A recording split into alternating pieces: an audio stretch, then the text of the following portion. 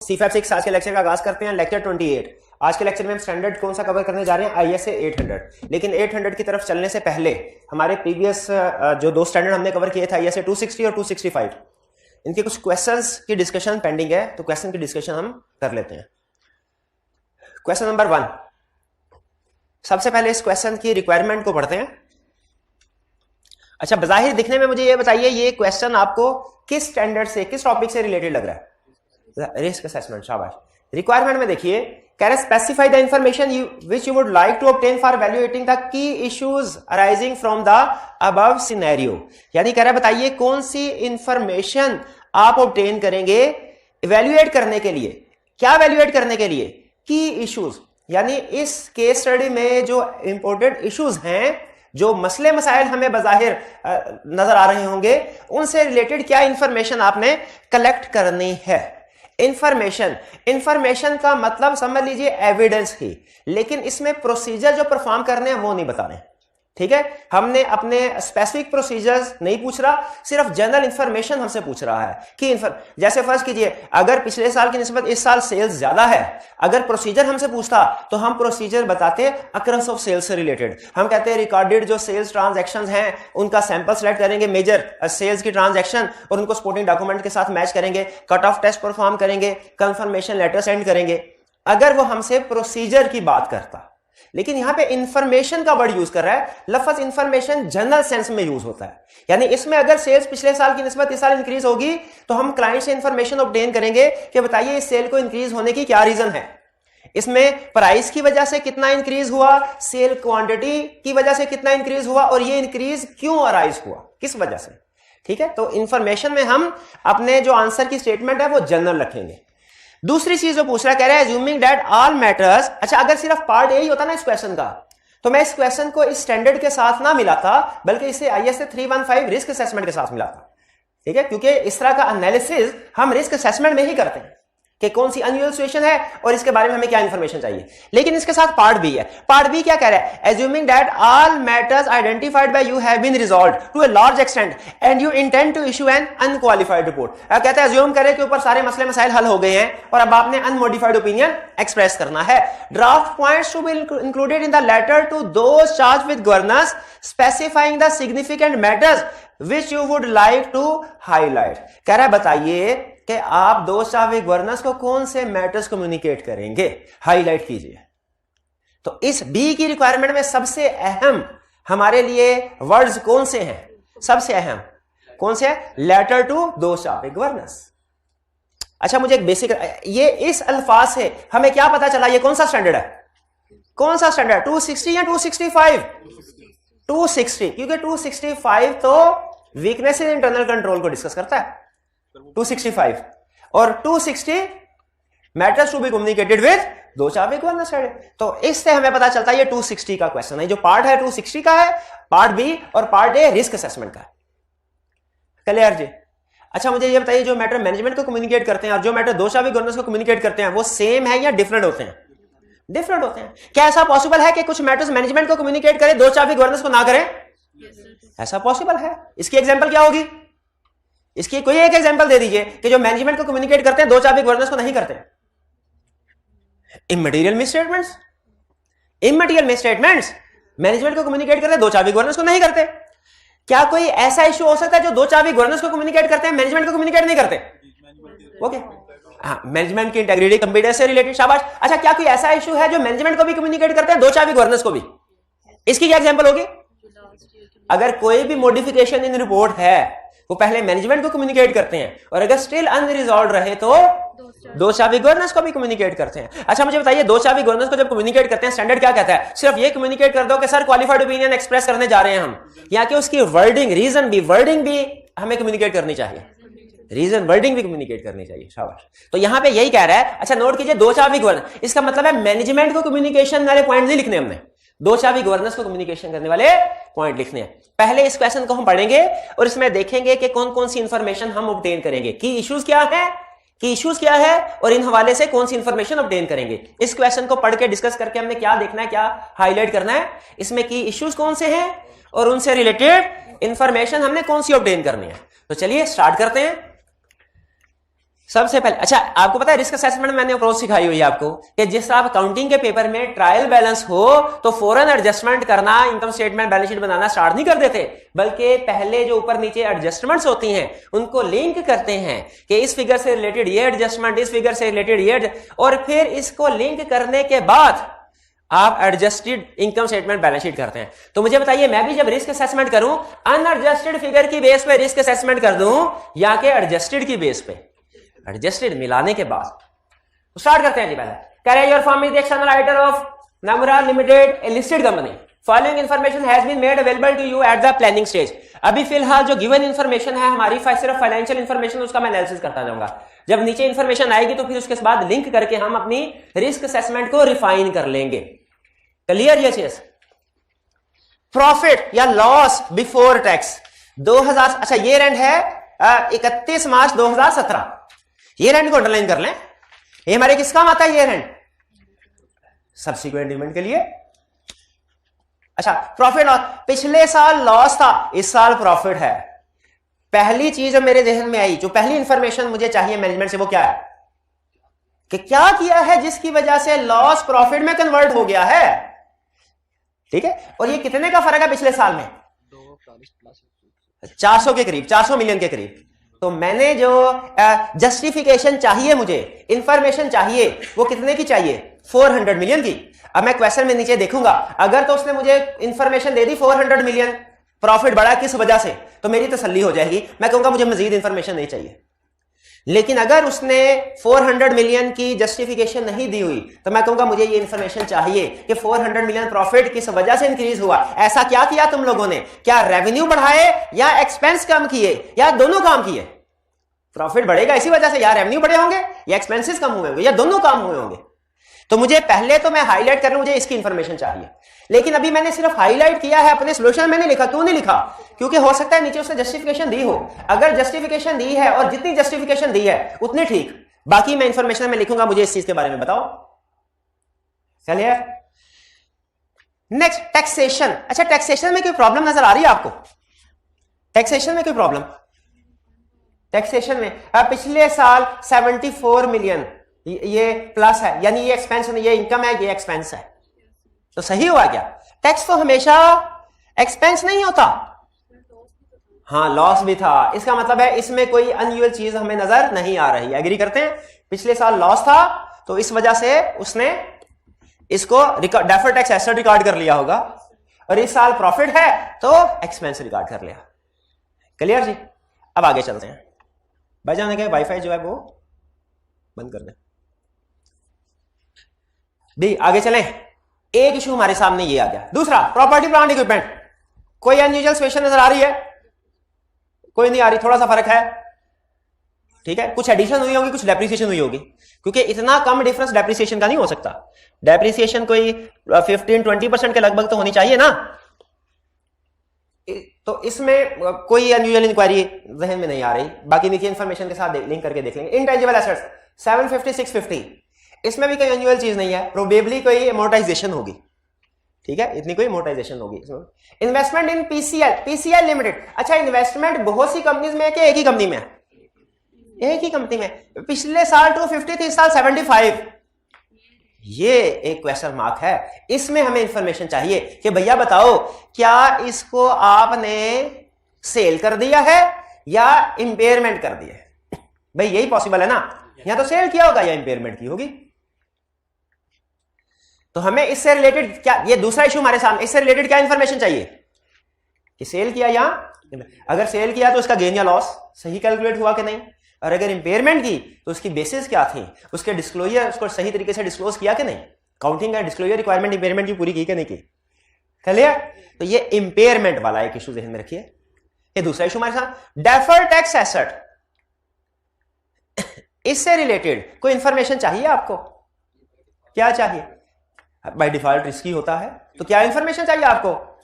Calculation चाहिए। क्या future में टैक्सेबल प्रॉफिट अवेलेबल है? हमें कैलकुलेशन दीजिए। और उस फ्यूचर टैक्सेबल प्रॉफिट में जो अजम्पशंस आपने यूज की हैं वो कौन सी हैं, वो इंफॉर्मेशन चाहिए हमें। क्लाइंट से कौन सी इंफॉर्मेशन चाहिए? डेफर्ड टैक्स के वाले से calculation, future taxable profit available है कि नहीं, और फ्यूचर टैक्सेबल प्रॉफिट निकालते हुए क्या अजम्पशंस यूज की गई, प्रोजेक्शंस क्या यूज की गई। चलिए डेफर्ड टैक्स भी एक इशू आ गया, 3 इश्यूज हो गए जिनसे रिलेटेड इंफॉर्मेशन चाहिए। हम ये इशू भी बता रहे हैं किससे रिलेटेड इंफॉर्मेशन चाहिए और क्या इंफॉर्मेशन चाहिए वो भी बता रहे हैं। करंट एसेट्स ठीक लग रहे हैं, थोड़े से ज्यादा पिछले से, अच्छी बात है। करंट एसेट्स में कोई सिग्निफिकेंट फ्लक्चुएशन तो नहीं लग रही ना। चलिए आगे चलते हैं। Equity and liabilities, share capital 700 ड्यूलियर कोई इशू नहीं किया। अगर इशू किया गया था तो हम कहते हैं भाई बताओ रिक्वायरमेंट्स पूरी की, डिस्काउंट पे इशू किया, प्रीमियम पे किया वगैरह वगैरह, लेकिन इस साल कोई इशू नहीं हुआ, इसमें कुछ नहीं करेंगे हम। शेयर कैपिटल के बाद है रिजर्व्स, नेगेटिव रिजर्व, पिछले काफी सालों से लॉस आ रहा है। हाँ, तो इसका मतलब ये हुआ हम फर्दर अब क्लाइंट से इंफॉर्मेशन हमें चाहिए कितने सालों से लॉस आ रहा है, उस लॉस की वजह से क्या हमारी फाइनेंशियल स्टेट गोइंग कंसर्न का इश्यू राइज हो रहा है कि नहीं, बताइए आप। इस साल हो प्रॉफिट गया है, लेकिन स्टिल जो आपका रिजर्व्स हैं वो नेगेटिव है। हम इसको एक इश्यू के तौर पे रख लेते हैं कि रिजर्व नेगेटिव है, गोइंग कंसर्न की इंडिकेशन आ सकती है। आगे फर्दर देखेंगे, अगर मजीद कोई इश्यू हुआ उसको साथ मिला के डिस्कस करेंगे। लॉन्ग टर्म डेट कोई रीपेमेंट कर दी होगी शायद। करंट लायबिलिटीज तकरीबन उतनी है जितनी पिछले साल। कोई प्रॉब्लम है करंट लायबिलिटीज में? प्रॉब्लम है, क्या प्रॉब्लम है करंट लायबिलिटीज में? गैस करें, बताएं। करंट एसेट से ज्यादा है। जब करंट लायबिलिटीज करंट एसेट से ज्यादा हो तो कौन सा इशू अराइज होता है? Going concern. एक नेगेटिव रिजर्व पहला उसकी वजह से, दूसरा current liability more than current asset. अब फिर डेट इक्विटी भी ना देख लें, ये लो डेट इक्विटी भी फारग। कैसे? डेट ज्यादा है यानी करंट पोजीशन भी पुअर और लॉन्ग टर्म पोजीशन भी पुअर। लॉन्ग टर्म पोजीशन के बारे में कैसे पता चला? 1.2 बिलियन और 700 मिलियन तकरीबन डबल है। लॉन्ग टर्म लोन ज्यादा है इक्विटी से। तो ये तीनों सिचुएशन जो हैं, loss, negative reserves, current position poor, current ratio और डेट इक्विटी रेशियो, ये दोनों रेशियो भी नेगेटिव हैं। ये सारी चीजें गोइंग कंसर्न की तरफ इंडिकेशन लेके जा रहे हैं। तो हम गोइंग कंसर्न के हवाले से फिर क्या इंफॉर्मेशन ऑब्टेन करेंगे? मैनेजमेंट की असेसमेंट, प्रोजेक्शंस, अजम्पशंस, ठीक है, एडिक्वेसी ऑफ डिस्क्लोजर्स। तो अभी तक के क्वेश्चन में हमने कितनी चीजों के बारे में इंफॉर्मेशन ले ली? एक इन्वेस्टमेंट, एक गोइंग कंसर्न, एक प्रॉफिट, 3 चीजें बस। डेफर्ड टैक्स 4 चीजें। लेकिन अभी क्वेश्चन मजीद चल रहा है, जरा आगे देखते हैं। कह रहा है इन फरवरी टू, अच्छा ये चीजें नोट कीजिएगा जो जिनके ऊपर हम इंफॉर्मेशन मांग रहे हैं, क्योंकि फिर बाद में पार्ट बी में हमने सिलेक्शन करनी होगी कि किन किन चीजों को हमने डायरेक्टर्स को कम्युनिकेट करना है। कह रहे हैं इन फरवरी 2017, हमारे साल में के साल से बाहर, हमारे साल के दौरान में, the company has incurred its product increase its product price by 20% after consultation with its legal adviser which has resulted in additional revenue of ₹200 million. वो तो जस्टिफाइड हो गया। अब तो इसका मतलब प्रॉफिट के बारे में हमें कोई चीज पूछने की जरूरत नहीं है, क्योंकि जस्टिफाइड हो गया ना, उसे बता तो दिया। नहीं तो उसने लीगल एडवाइजर से पूछ के ही प्राइस बढ़ाई है, ये कह रहा है। हाँ, हमें लीगल एडवाइजर का ओपिनियन नहीं, मेरा ओपिनियन यह है कि चले लीगल एडवाइजर, एक नया इशू हमारे पास आ गया कि इंफॉर्मेशन ऑब्टेन करेंगे लीगल एडवाइजर का ओपिनियन क्या था, वो पढ़ लेंगे कि क्या, क्योंकि कुछ कंपनी, हर कंपनी को खुली छुट्टी नहीं है कि जितना मर्जी अपना रेवेन्यू बढ़ा सके। लेकिन मेरा क्वेश्चन यह है, क्या जो प्रॉफिट से रिलेटेड हमने कहा था कि सिग्निफिकेंट चेंज आ रहा है इस साल और हमें इसके बारे में इंफॉर्मेशन चाहिए, अब इंफॉर्मेशन क्वेश्चन के अंदर ही मिल गई, क्या हम अपने सोल्यूशन में ये लिखें कि प्रॉफिट से रिलेटेड एनुअल चेंज है, इससे रिलेटेड इंफॉर्मेशन चाहिए, किस वजह से बढ़ा? यही पॉइंट है, प्राइस इंक्रीज होने की वजह से बढ़ा। उसने रीजन तो बताई, लेकिन ये कंप्लीट रीजन नहीं है। टोटल डिफरेंस 400 मिलियन का था, उसने जस्टिफिकेशन 200 मिलियन की दी है। ठीक है जी। तो स्टिल हमने प्रॉफिट के चेंज की वजह से जो फ्लक्चुएशन आई है प्रॉफिट में, वो इंक्वायर करेंगे उससे रिलेटेड इंफॉर्मेशन के मजीद 200 मिलियन किस वजह से प्रॉफिट इंक्रीज हुआ। फिर आगे कह रहे हैं however in March 2017 a regulatory authority has issued a show cause notice against price increase and has fixed a date for hearing at 28 June 2017। क्या इंफॉर्मेशन चाहिए मजीद? बेसिस रेगुलेटरी अथॉरिटी ने किस वजह से नोटिस इशू किया, उसको लीगल एडवाइजर के opinion के साथ मैच करेंगे कि लीगल एडवाइजर ने क्या कहा था, रेगुलेटरी अथॉरिटीज क्या कह रही है, क्या पास्ट में या दूसरी कंपनी ने जब प्राइस इंक्रीज की है तो सिमिलर नोटिस इनको इशू होता है या हुआ है, और अगर होता है तो उसका आउटकम क्या होता है। ये सारी इंफॉर्मेशन हमें लीगल नोटिस वाले में डिस्कस करनी चाहिए। एग्रीड? तो लीगल नोटिस के हवाले से इस पैराग्राफ में उसने हमें किसके बारे में हम इंफॉर्मेशन रिक्वायर कर रहे हैं, लीगल नोटिस के हवाले से। 5 इश्यूज हो गए। आगे इन 2013 पुरानी 3-4 साल पुरानी बात है, NL had developed a product vital at a cost of ₹350 million. अच्छा, वो जो इंटेंजिबल एसेट आ रहा था इस वजह से आ रहा था। Vital is a premium product which has a very large market with no significant competition. Premium product है, मार्केट ज्यादा है, कंपटीशन भी नहीं है, इसका मतलब है अच्छी product. It was registered with the patent registration authority in the same year. The total useful life of the intangible is estimated at 10 years. 10 years life है, 10 साल के लिए पेटेंट रजिस्टर करवाया, बिल्कुल 10 साल पे मोटाइज करते रहो इसको। लेकिन हुआ क्या, कहानी में ट्विस्ट कब आया? Competitor has recently announced a successful development of a product which is expected to reduce the market share of Vital. And the marketing director has informed that the product would be launched by the end of the next year. कौन सी product? Competitor वाली। अब बताइए impairment हो गई कि नहीं हो गई? कैसे हो गई? प्रोडक्ट तो अभी कंपेटिटर ने साल के बाद लॉन्च करनी है, प्रोडक्ट का वैल्यू इन यूज चेंज होगी ना अभी। तो अब हमें इस प्रोडक्ट के हवाले से जो डेवलपमेंट कॉस्ट कैपिटलाइज की गई इस हवाले से इंफॉर्मेशन चाहिए। क्या इंफॉर्मेशन चाहिए? वैल्यू इन यूज क्या है, रिकग्निशन क्राइटेरिया तो हो गया, अब तो उसकी इंपेयरमेंट के ऊपर डिस्कशन करनी है। Value in use, useful life recess हो गए, इंपेयरमेंट, प्रोजेक्शन देखें, असम्पशंस देखें। ठीक है, तो ये हमारे टोटल 6 बड़े इश्यूज आए जिनको हमने वन बाय वन डिस्कस किया। इससे ये इशू है, इससे रिलेटेड ये इंफॉर्मेशन चाहिए, ये इशू, इससे रिलेटेड ये इंफॉर्मेशन चाहिए। क्विकली बताइए कौन कौन से इश्यूज थे? एक, प्रॉफिट इंक्रीज हुआ सिग्निफिकेंटली इस साल। दूसरा, डेफर्ड टैक्स। तीसरा, इन्वेस्टमेंट इन पीसीएल वो डिक्रीज हुआ था। फिर फोर्थ, गोइंग कंसर्न इशू जिसमें हमने 3-4 बातें बता दी, इंडिकेशन बता दी, और डेट इक्विटी रेशियो भी गोइंग कंसर्न में आ गया।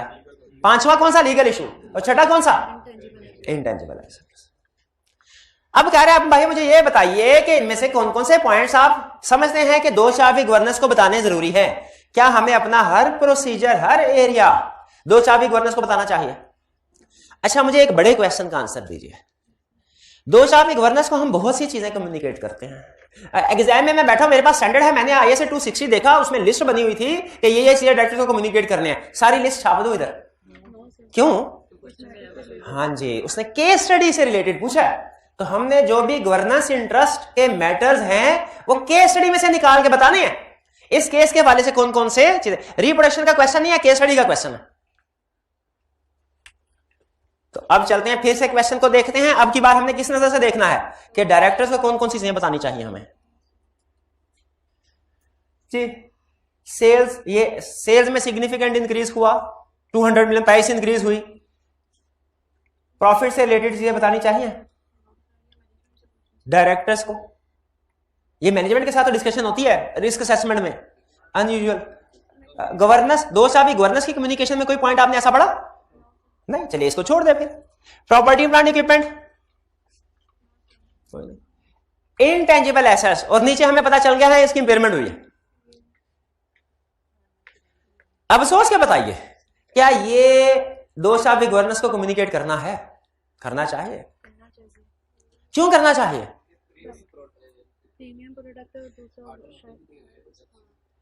प्रीमियम प्रोडक्ट है, इसके फ्लॉप होने से गोइंग कंसर्न का इशू राइज हो सकता है। गोइंग कंसर्न का लहदा से भी बताया उसने। अच्छा, गोइंग कंसर्न को पहले डिस्कस कर लेते हैं, वो इजी है। गोइंग कंसर्न के इश्यूज बताएंगे, वो क्यों बताएंगे? रीजन क्या है? सिग्निफिकेंट है। अच्छा, उसमें जब कम्युनिकेशन करेंगे तो सिर्फ ये बता देंगे सर गोइंग कंसर्न इश्यूज है, कि कुछ डिस्कशन भी करेंगे इशू क्या है, किस वजह से है, रीजन भी बताते हैं ना।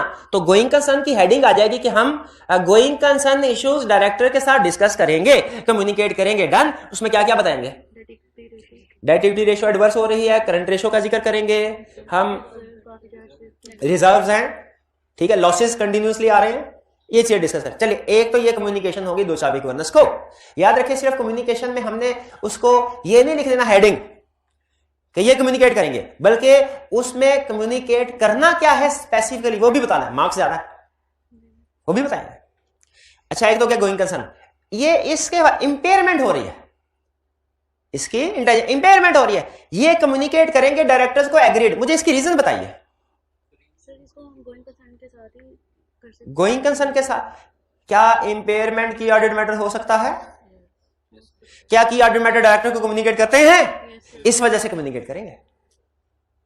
गोइंग कंसर्न हो गया, इंडिकेशन सारी, इंपेयरमेंट। अच्छा, अब इसमें फिर क्या सिर्फ जो इंपेयरमेंट, इंटेंजिबल इंपेयरमेंट, ये हेडिंग कम्युनिकेट कर देंगे या फर्दर उसको इंफॉर्मेशन देंगे? क्या कंपैरेटर्स, फैक्ट्स बताएंगे, वैल्यू इन यूज, प्रोजेक्शंस। अच्छा, मुझे ये बताइए कि अभी मेरे ज़हन में क्वेश्चन आया, हमने आईएसए 540 पढ़ा था काउंटिंग, क्या आईएसए 540 कोई कंसेप्ट ऐसा डिस्कस करता है डायरेक्टर्स को दो चाबी गवर्नेंस से कम्युनिकेट करना?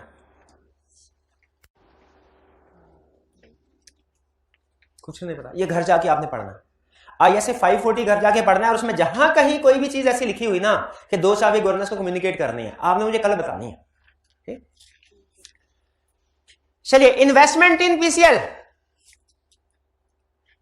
ये भी इंपेयरमेंट हो रही है इसकी, या प्रोबेबली डिस्पोजल है, या तो डिस्पोजल है या इंपेयरमेंट है।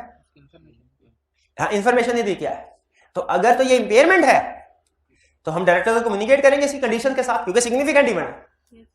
और अगर डिस्पोजल है, डिस्पोजल है तो फिर वो प्रॉपर्टी तो भर सकता है अदर इनकम की, तो डिस्पोजल को कम्युनिकेट करने की जरूरत है अगर फिक्स ऐसा डिस्पोज किया जाए, वो प्रूव हुआ हो। हम बोर्ड मीटिंग में इसकी अप्रूवल देखेंगे, अगर अप्रूवल है फिर कम्युनिकेट करने की जरूरत नहीं, और अगर अप्रूवल नहीं है फिर कम्युनिकेट करेंगे। ठीक है, डिपेंड करता है। जैसे हमने इसके बारे में कहा ना, अगर ये की ऑडिट मैटर है, बल्कि ये तो इंपेयरमेंट है, इंपेयरमेंट की ऑडिट मैटर है, कम्युनिकेट करेंगे। इसके बारे में क्लियर नहीं था तो हमने कहा अगर तो ये इंपेयरमेंट है तो फिर की ऑडिट मैटर की वजह से कम्युनिकेट करेंगे, और अगर इंपेयरमेंट नहीं डिस्पोजल है तो फिर इसकी अप्रूवल देखें, अगर अप्रूवल है तो फिर कम्युनिकेट करने की जरूरत नहीं, अप्रूवल नहीं है कम्युनिकेट करेंगे, फिर डायरेक्टर कम्युनिकेट करेंगे, क्योंकि फिर इसका मतलब है मैनेजमेंट रिक्वायर्ड अप्रूवल नहीं ले रही, मैनेजमेंट ओवरराइड ऑफ कंट्रोल कह सकते हैं, या फ्रॉड थोड़ा सीरियस वर्ड। देखिए, कम्युनिकेट बहरहाल करेंगे, एग्रीड। डेफर्ड टैक्स एसेट, ये भी कम्युनिकेट करना चाहिए, ये भी की ऑडिट मैटर में आता है। करंट एसेट से रिलेटेड कोई चीज कम्युनिकेट करने की जरूरत नहीं। गोइंग कंसर्न में हमने ये शेयर रिजर्व वगैरह की बात कर ली, लॉन्ग टर्म डेट की बात कर ली, करंट लायबिलिटीज की गोइंग कंसर्न में बात कर ली। अलहदा से क्या करंट लायबिलिटी के वाले से कोई मैटर कम्युनिकेट करना है डायरेक्टर्स को? नेक्स्ट, इन फरवरी, अच्छा ये प्राइस वाला लीगल नोटिस, ये कम्युनिकेट करने की जरूरत है। Legal action, legal action directors को कंपनी के खिलाफ इशू हुआ है नोटिस रेगुलेटरी अथॉरिटी की वजह से, दो चाबी को कम्युनिकेट करना चाहिए, जस्टिफाई करे क्यों करना चाहिए, क्योंकि प्रीमियम है, सिग्निफिकेंट है, ये गोइंग कंसर्न को अफेक्ट कर सकती है। ये प्रोडक्ट बंद होगी तो कंपनी के लिए रिकवर करना मुश्किल हो जाएगा, तो गोइंग कंसर्न पे इफेक्ट आ सकता है। एक तो सिग्निफिकेंट लिटिगेशन के पॉइंट ऑफ व्यू से भी लिटिगेशन डायरेक्टर्स को कम्युनिकेट कर सकते, और फिर गोइंग कंसर्न की कंडीशंस के पॉइंट ऑफ व्यू से कम्युनिकेट करना बनता है। और हमने इंपेयरमेंट का तो बता दिया जी। तो कुछ क्लियर हुआ कि क्वेश्चन के अंदर से कैसे छांटी करनी है कि कौन सी इंफॉर्मेशन डायरेक्टर से। देखिए, ऊपर वाले में उसने पूछा है कि मैनेजमेंट से क्या इंफॉर्मेशन हासिल करेंगे, बी वाले में पूछा है डायरेक्टर्स को क्या इंफॉर्मेशन देंगे हम। ठीक है, ए में मैनेजमेंट से क्या इंफॉर्मेशन लेनी है हमने, और बी में क्या पूछ रहा है, तो छांटी करनी आगे बहुत सी इंफॉर्मेशन दी हो, आप बता सकते हैं कि कौन सी इंफॉर्मेशन मैनेजमेंट से रिलेटेड है, कौन सी डायरेक्टर से रिलेटेड। चलिए एक और क्वेश्चन करते हैं फिर इसी में से, इसी स्टैंडर्ड में से। ये हमारा रिस्क असेसमेंट का भी प्रैक्टिस हो गई किसी हद तक। क्वेश्चन 2, सबसे पहले requirement, which of the about matters may be included in your communication with the management and audit committee of the company, explain. Audit committee भी क्या दो चाबी गवर्नेंस में शामिल होती है कि मैनेजमेंट में? ऑडिट कमेटी किसका पार्ट है? दो चाबी। सीएफओ किसका पार्ट है? सीईओ किसका पार्ट है? शाबाश। कह रहा आफ्टर द, इसका मतलब है हमने मैनेजमेंट भी बताना है दो।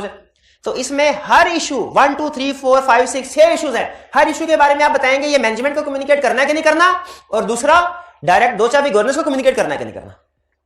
कह रहा after the completion of field work of audit of Ray limited you as audit incharge have noted the following. तैयार है?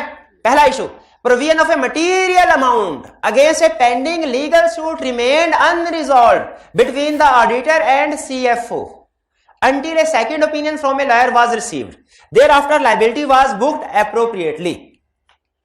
लॉयर से कंफर्मेशन लेटर लिया हमने और फिर उसके बाद इसको हमने बुक कर दिया अप्रोप्रिएटली, रिकॉर्ड हो गया, कोई अनरिजॉल्व्ड मैटर नहीं है। ठीक है?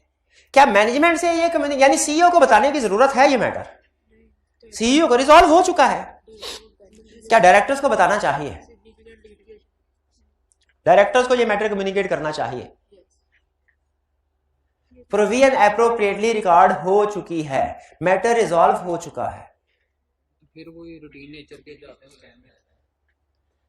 तो अगर ये की ऑडिट मैटर में हम डिसाइड करते हैं एज ऑडिटर इसको इंक्लूड करना है, फिर आना चाहिए, कम्युनिकेट करना चाहिए, वरना नहीं करना चाहिए। एग्रीड? अच्छा, एग्जाम में आप क्लियरली एक ही डिसीजन लिखेंगे कि if KAM then communicate, if no KAM then do not communicate, ये लिखेंगे इफ करके। चलिए, मैनेजमेंट को तो कम्युनिकेट नहीं ना करना, क्यों? ऑलरेडी कम्युनिकेट होकर रिजॉल्व हो चुका है। चलिए, पहले वाला आपने कहा मैनेजमेंट को नहीं करेंगे, डायरेक्टर्स को करेंगे इफ की audit matter, done. Second, this year auditors performed extensive audit procedure on revenue account. Management को कम्युनिकेशन नहीं जरूरी, नहीं जरूरी, रिजॉल्व हो चुका है। दो चाबी गवर्नेंस को कम्युनिकेट करेंगे, करेंगे किस वजह से करेंगे? लफ्ज एक्सटेंसिव की वजह से। एक्सटेंसिव ऑडिट प्रोसीजर है, एक ही ऑडिट मैटर की तरफ इंडिकेशन मोस्ट सिग्निफिकेंट हो सकता है ना एक्सटेंसिव प्रोसीजर वाला। और रेवेन्यू में आपको पता है वैसे ही by default risk of fraud होता है, क्योंकि सबसे अहम की परफॉर्मेंस इंडिकेटर किसी भी कंपनी का रेवेन्यू ही है। तो इफ हम डिसाइड करते हैं कि ये ऑडिट मैटर है तो कम्युनिकेट करेंगे। हाँ जी, चले, दोनों का सेम हो गया कि मैनेजमेंट को कम्युनिकेट नहीं करना, डायरेक्टर को कम्युनिकेट। थर्ड देखते हैं, there were a number of minor errors which were corrected on the auditor's intimation. Minor errors correct हो गए, ठीक है। However, there were many other similar errors which remained uncorrected by the management, being considered immaterial in aggregate. कुछ और matters भी थे, कुछ matters management ने करेक्ट कर लिए, कुछ करेक्ट नहीं किए। क्यों नहीं किए? क्योंकि वो इमटेरियल थे, इंडिविजुअली भी और एग्रीगेट भी। मैनेजमेंट को कम्युनिकेट करना है, करना है, क्यों करना है? जस्टिफाई करें। इमटेरियल इकट्ठा करके मटेरियल हो सकते हैं इस वजह से नहीं, वो कह रहा है एग्रीगेट भी इमटेरियल है। रीजन बताइए। इमटेरियल एरर्स हैं, मैनेजमेंट को कम्युनिकेट करने हैं, रीजंस बताइए। क्योंकि आईएसए 580 कहता है मैनेजमेंट से इमटेरियल मिस स्टेटमेंट पे रिप्रेजेंटेशन ऑब्टेन करनी है। और ये लिस्ट भी उसमें था कि आपने मैनेजमेंट को ये एग्रीगेट करके इसकी लिस्ट भी प्रोवाइड करनी होती है। आईएसए 580 रिप्रेजेंटेशन याद है किन किन मैटर्स के ऊपर रिप्रेजेंटेशन ऑब्टेन करते हैं? उसमें इमटेरियल मिस स्टेटमेंट थी। क्या डायरेक्टर्स को कम्युनिकेट करेंगे थर्ड मैटर? नहीं करेंगे, हाँ बिल्कुल, क्योंकि इसका रिपोर्ट के ऊपर कोई इंपैक्ट नहीं आ रहा। Fifth, there exist a disagreement between auditor and CFO relating to provision for bad debts of material amount. Management से कम्युनिकेट करेंगे? क्यों नो? पहले सीएफओ से, सीईओ को नहीं करना चाहिए। सीईओ भी सीएफओ ही है। सीईओ को कम्युनिकेट करना चाहिए कि नहीं? करना चाहिए। सीईओ भी मैनेजमेंट है ना भाई। एक पार्टी की तरफ से अगर कोई प्रॉब्लम हो, क्या हायर अथॉरिटी को कम्युनिकेट करना चाहिए? तो हम सीईओ को कम्युनिकेट, मैनेजमेंट को कम्युनिकेट करेंगे। यहां से यहां पे मैनेजमेंट से बड़ा सीएफओ नहीं है, सीईओ है। मैनेजमेंट को भी कम्युनिकेट करेंगे। फोर्थ इशू, और क्या दोषारोपी गवर्नेंस को कम्युनिकेट करेंगे? अगर वो अनकरेक्टेड रहता है तो फिर दोषारोपी गवर्नेंस को भी कम्युनिकेट करेंगे। मिस स्टेटमेंट और उसकी नेचर और इंपैक्ट ऑन रिपोर्ट। डन जी। Fifth, internal audit department was found efficient and effective. Management से कम्युनिकेट करना चाहिए? नहीं करना चाहिए, पक्का। जाहिर है दोनों इंडिपेंडेंट है। दो चाबी गवर्नर से कम्युनिकेट करना चाहिए। शायद हाँ ठीक है, बस बहुत अच्छा, शाबाश, आपने बड़ा अच्छा मेंटेन किया है लेनार्ड डिपार्ट। रीजन बताइए। ये डिपेंड करता है क्या क्या एंगेजमेंट लेटर में। अगर एक्सटर्नल ऑडिटर इस इंटरनल ऑडिटर के वर्क को यूज करना चाहता है या डायरेक्ट असिस्टेंस हासिल करना चाहता है इसके बाद, तो फिर डायरेक्टर को कम्युनिकेट करना है। लेकिन अगर इसके वर्क को यूज नहीं करना चाहता, डायरेक्ट असिस्टेंस नहीं चाहता, फिर कम्युनिकेट करने की जरूरत नहीं है। सही स्टडी नहीं किया था हमने कि using the work of internal auditor में हम क्या कम्युनिकेट करते हैं? ब्लाइंड स्कोप, नेचर, और डायरेक्ट असिस्टेंस में भी यही, प्लस उसमें एनओसी देते हैं जी। अच्छा हाँ, वो कह रहे हैं after completion of field work. हाँ तो ठीक है, अगर इसमें हमने यूज नहीं किया इंटरनल ऑडिटर के वर्क को यूज, तो फिर कम्युनिकेट नहीं करेंगे। लेकिन यहां से मुझे इस लाइन से इनका क्वेश्चन यह है कि सर ऊपर लिखा है फील्ड वर्क कंप्लीट हो गया, तो इसका मतलब है इसके वर्क को अब हमने यूज नहीं करना।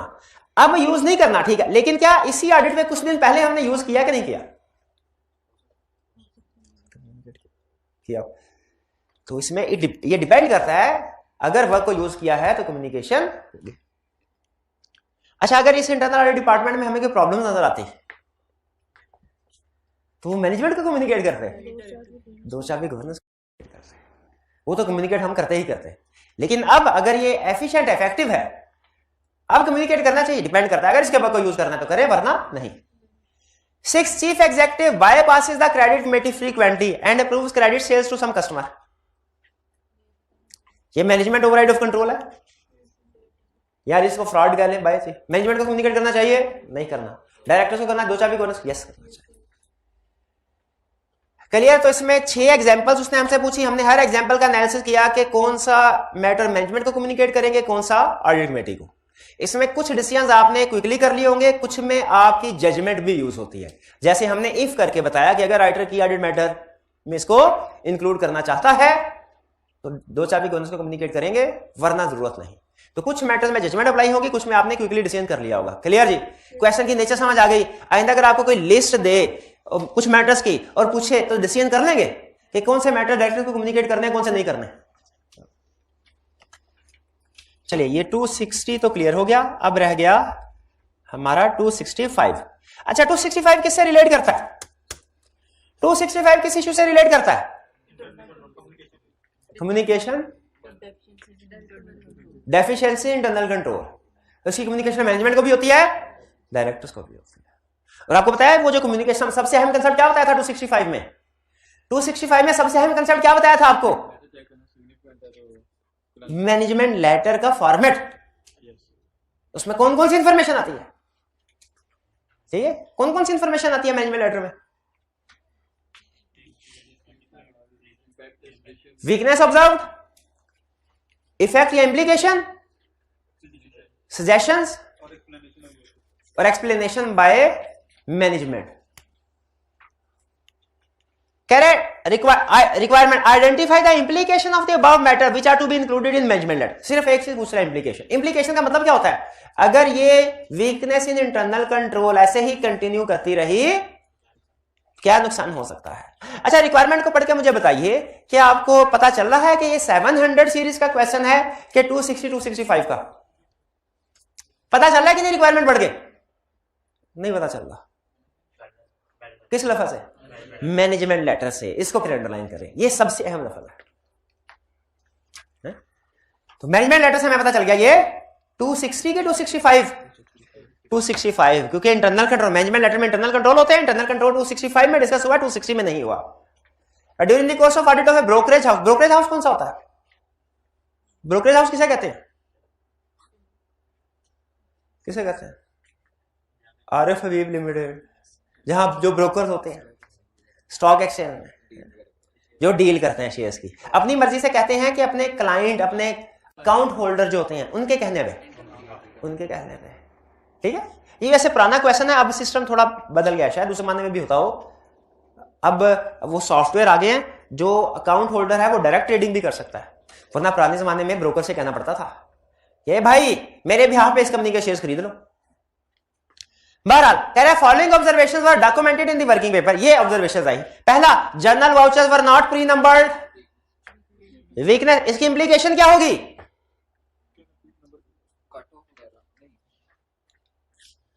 हाँ, कट ऑफ परफॉर्म करना मुश्किल है और कंप्लीटनेस इंश्योर करना डिफिकल्ट है। ठीक है, completeness of transactions, complete recording of transaction can not be ensured. Second, there was no mechanism of recording the phone lines of equity trade. Equity trader कौन से होते हैं? जो इन्वेस्टर्स हैं, उनकी फोन कॉल को रिकॉर्ड करने का कोई मैकेनिज्म नहीं है। कोई फोन कॉल रिकॉर्ड होनी चाहिए, ये तो गलत बात नहीं है कि कोई फोन कर रहा है आपको और आप उसकी कॉल रिकॉर्ड कर रहे हैं। फोन रिकॉर्ड होनी चाहिए कि नहीं? क्यों रिकॉर्ड नहीं? हाँ जी, बाद में मुकर सकते हैं। अगर डिस्प्यूट अराइज हुआ उसको रिजॉल्व करना मुश्किल होगा और कोई एविडेंस भी नहीं होगा ट्रांजैक्शन की ट्रांसपेरेंसी का कि ये वाकई कस्टमर ने कहा था कि ब्रोकर ने खुद से कर ले ट्रांजैक्शन। अगर कभी अकाउंट खुलवाए ना तो आपको पता होगा एक छोटा सा डब्बा होता है, उसको क्लिक ना करें तो फॉर्म में, तो इसका मतलब है आप ब्रोकर को इजाजत दे रहे होते हैं कि आपके जो सरप्लस फंड है ना उनको वो अपनी मर्जी से शेयर्स के सेल परचेज में इस्तेमाल कर सकता है। और वो नॉर्मली शेयर की सेल परचेज में इस्तेमाल छोटा छोटा फायदा होता है आपको, चंद पैसों का, और ट्रांजैक्शन कर देते हैं और फिर आपको कहते हैं सर कुछ ना कुछ फायदा ही हुआ है ना आपको। हालांकि वो आपको फायदा नजर हो रहा है, वो नजर आ रहा है, वो अलग है, लेकिन हर ट्रांजैक्शन की कॉस्ट होती है, तो उनकी कॉस्ट कमीशन मिलता है उनको। तो इसलिए ब्रोकर्स का इंटरेस्ट किस में होता है कि आपकी ट्रांजैक्शन अकाउंट में होती रहे, वो अपनी मर्जी से करते रहे। तो फोन रिकॉर्डिंग नहीं है तो वो तो बेधड़क ट्रांजैक्शन करते रहेंगे आपसे पूछे बगैर। हो सकता है कि नहीं? तो ट्रांसपेरेंसी के लिए अगर के डिस्प्यूट हो तो उसको रिजॉल्व करने के लिए रिकॉर्डिंग होनी चाहिए कॉल्स की, वरना ट्रांसपेरेंसी डिटरमिन नहीं हो सकेगी, डिस्प्यूट अराइज नहीं हो सकेंगे। Clear implication?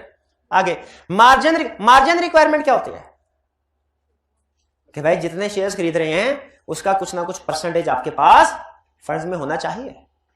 आप 100% कैश के अगेंस्ट में भी, यानी जैसे होता है ना कैश सेल और क्रेडिट सेल, तो स्टॉक एक्सचेंज में भी आप कैश जितना रखवा के 1 लाख का कैश जमा करवा के 1 लाख के शेयर्स खरीद सकते हैं, 1 लाख का कैश जमा करवा के 1.5 लाख के 2 लाख के शेयर्स भी खरीद सकते हैं।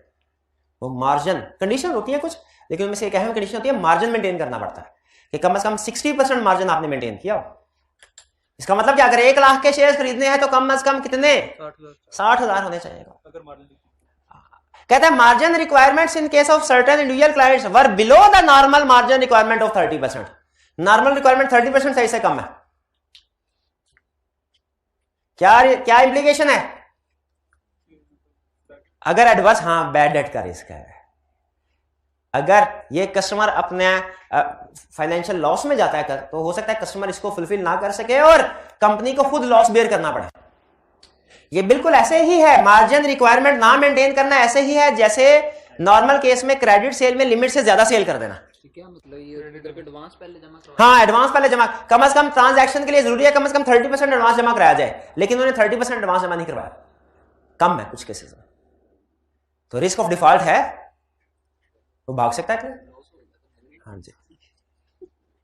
अच्छा, लॉस अगर 10-20% तक हुआ ना तो वो स्टे करेगा इन्वेस्टर, क्योंकि उसने 10-20 ये मार्जिन आपके जहन में ये आ रहा होगा कि 100% क्यों नहीं रखवाया उसने, इसलिए कि मार्केट में जब फ्लक्चुएशन होती है ना तो नॉर्मली फ्लक्चुएशन 10-15-20% से ज्यादा नहीं होती, वो लॉक लग जाता है, अपर लॉक और लोअर लॉक होते हैं। एक सर्टेन लिमिट से ज्यादा एक दिन में ना प्राइस बढ़ सकती है ना कम हो सकती है, इसलिए उन्होंने उसका हिसाब किताब लगा के 30% तक रखा। इसका मतलब 30% तक प्राइस फ्लक्चुएशन हुई ना फिर भी ये कंपनी सेफ है ये जो ब्रोकर है।